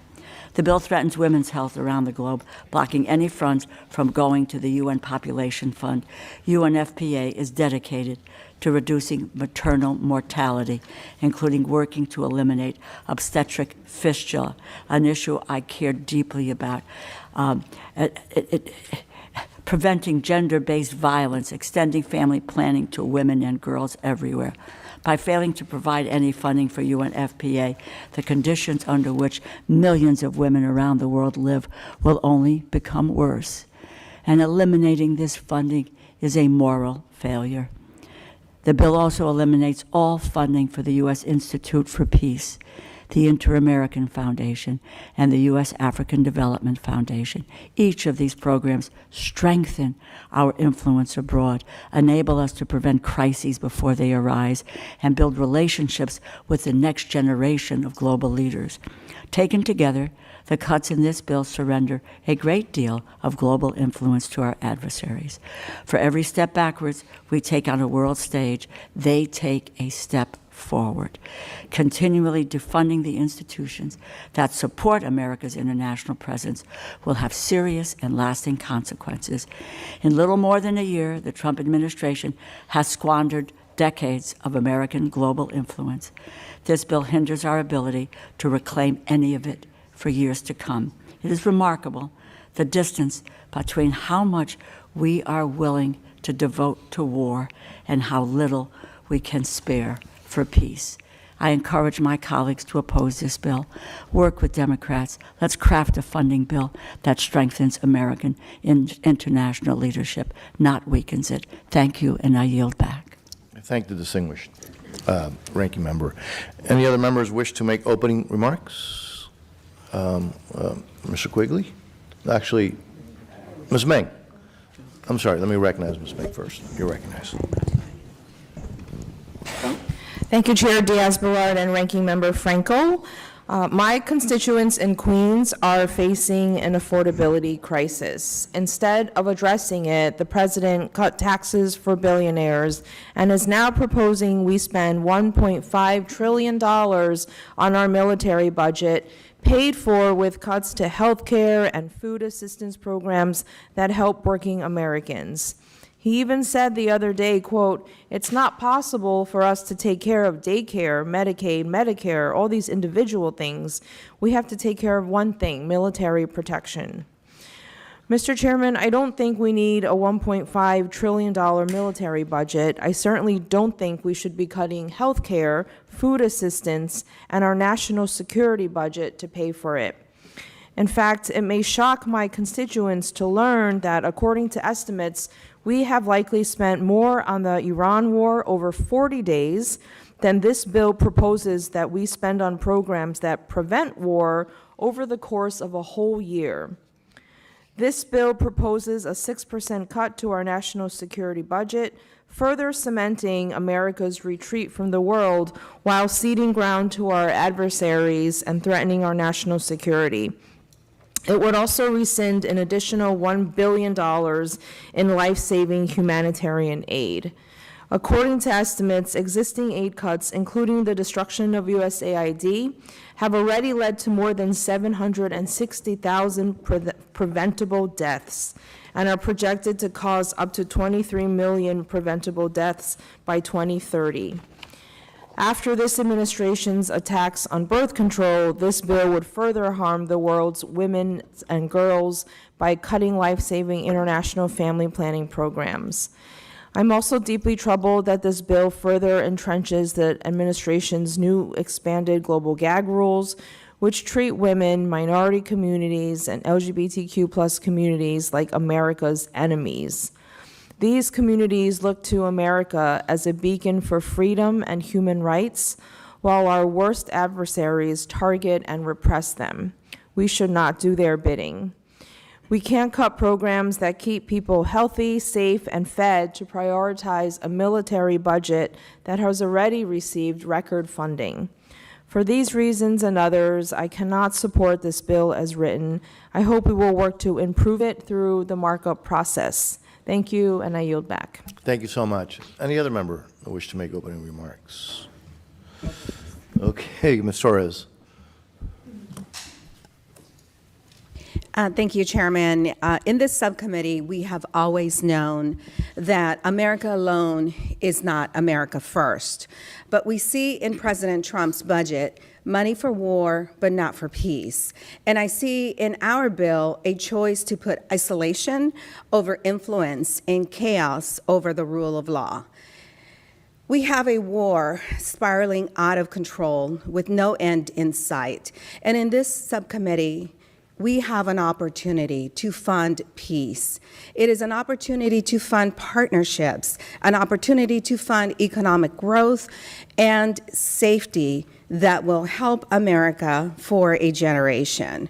But the bill before us fails to fund key international commitments, including the UN general budget. If we don't pay our dues, if we don't take our seat at the table and demand it, the global conversation goes without us. This is what the UN ambassador told us. We open the door and surrender our influence to China and Russia at international organizations. That's not strength, that's a surrender. This bill fails to put the U.S. Institute for Peace, a self-explanatory name, as a priority. As someone who has spent a career fighting for accountability in the Northern Triangle, I am disappointed by the strategic blindness in this text. This bill completely defunds the Inter-American Foundation.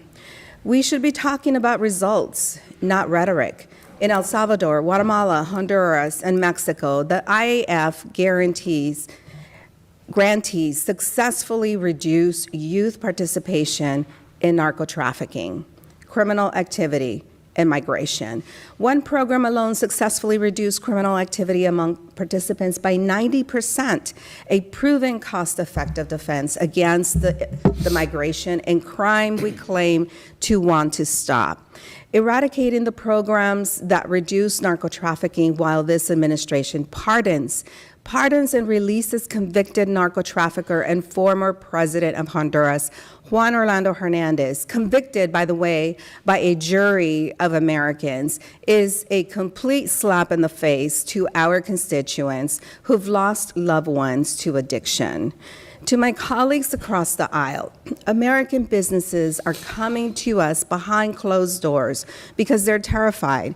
They cannot invest in a hemisphere where the rule of law is a suggestion and where an attorney general can weaponize a personal vendetta into a criminal trial, as is the case in Guatemala. The bill says it focuses on Latin America, but I find the Latin America section deeply disappointing.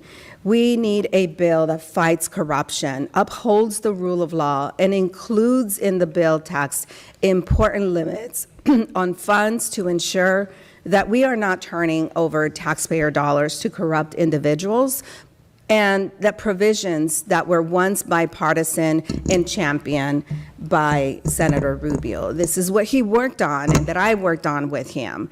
Without these safeguards, we are essentially asking American taxpayers to write a blank check to corrupt, autocrats who view our foreign aid as a personal slush fund. Chairman, this bill abandons the values that we've spent decades building in a bipartisan way. Provisions that were standard last year, provisions that should endure regardless of who holds power. They have been stripped out without justification. It leaves our embassies understaffed, our partners abandoned, and our borders more vulnerable by gutting the programs that address the root causes of instability. I can't support the bill that compromises our national security and our moral standing, and I oppose this measure, and I yield back. Thank you so very much. Anybody else would like to be recognized? Mr. Quigley, you're recognized, sir. Thank you, Mr. Chairman. You know, I know most of you, traveled with many of you. Mr. Edwards and I traveled to Ukraine in a most enlightening trip. Mr. Chairman, you and I have been to Poland, to the islands, Dominican, across the world. I'm starting to think that we are witnessing the same things, but we're seeing something different. We all grew up with the notion of, I'll believe it when I see it. I'm starting to think it's now, I'll see it when I believe it. That we react so differently to what's happening here that it's almost frightening. So I think the sense of isolationism, the cooling and withdrawal from NATO, the issues with USAID, which have already been pointed out, tariffing our friends. Canadian tourism to the United States has just plummeted in Chicago and everywhere. If we can't get along with Canada, who are we going to get along with? And I'm sure the people of Ukraine don't feel particularly warm and fuzzy with us. So maybe it's time to look back at someone who had the greatest perspective of understanding our place in the world when it mattered most. And my favorite presidential speeches were always the shortest ones, right? Lincoln at Gettysburg. Who remembers who Edward Everett was, because he spoke for 2 hours there.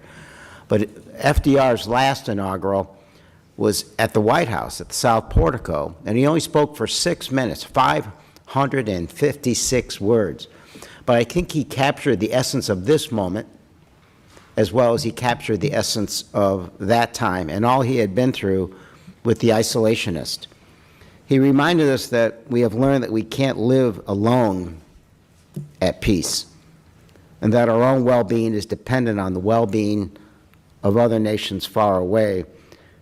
We must live as men, not ostriches, and that we have learned to be citizens of the world, members of the human community. And finally, he quoted Emerson by saying, "The only way to have a friend is to be one." I'm not sure we have many friends. Having served on the Intel Committee for 9 years now, I will tell you the smallest countries in the world are invaluable to us. And that synergy, that relationship is so important. While seemingly unimportant when we think of, well, we're going to prioritize each of these dollars, we remember what Secretary Mattis said, if you cut the State Department, you better buy me more bullets. I don't think we can buy enough bullets to keep ourselves safe if we are indeed ostriches in the world. Thank you. I want to thank the gentleman. Anyone else have an opening statement? Seeing nobody else, also seeing no amendments. At this time, then, I would recognize the distinguished Vice Chairman of the subcommittee, Mr. Edwards, for the purpose of making a motion. Thank you, Mr. Chair. I move the bill be favorably reported to the full committee. The question is on the motion. Those in favor will signify by saying aye. Aye. Those opposed, no. No. The ayes have it. Recorded vote has been requested. All those in favor, please raise your hand for the recording vote. Raise your hand for a recorded vote. Thank you. Sufficient number. Sufficient number of hands. The clerk will.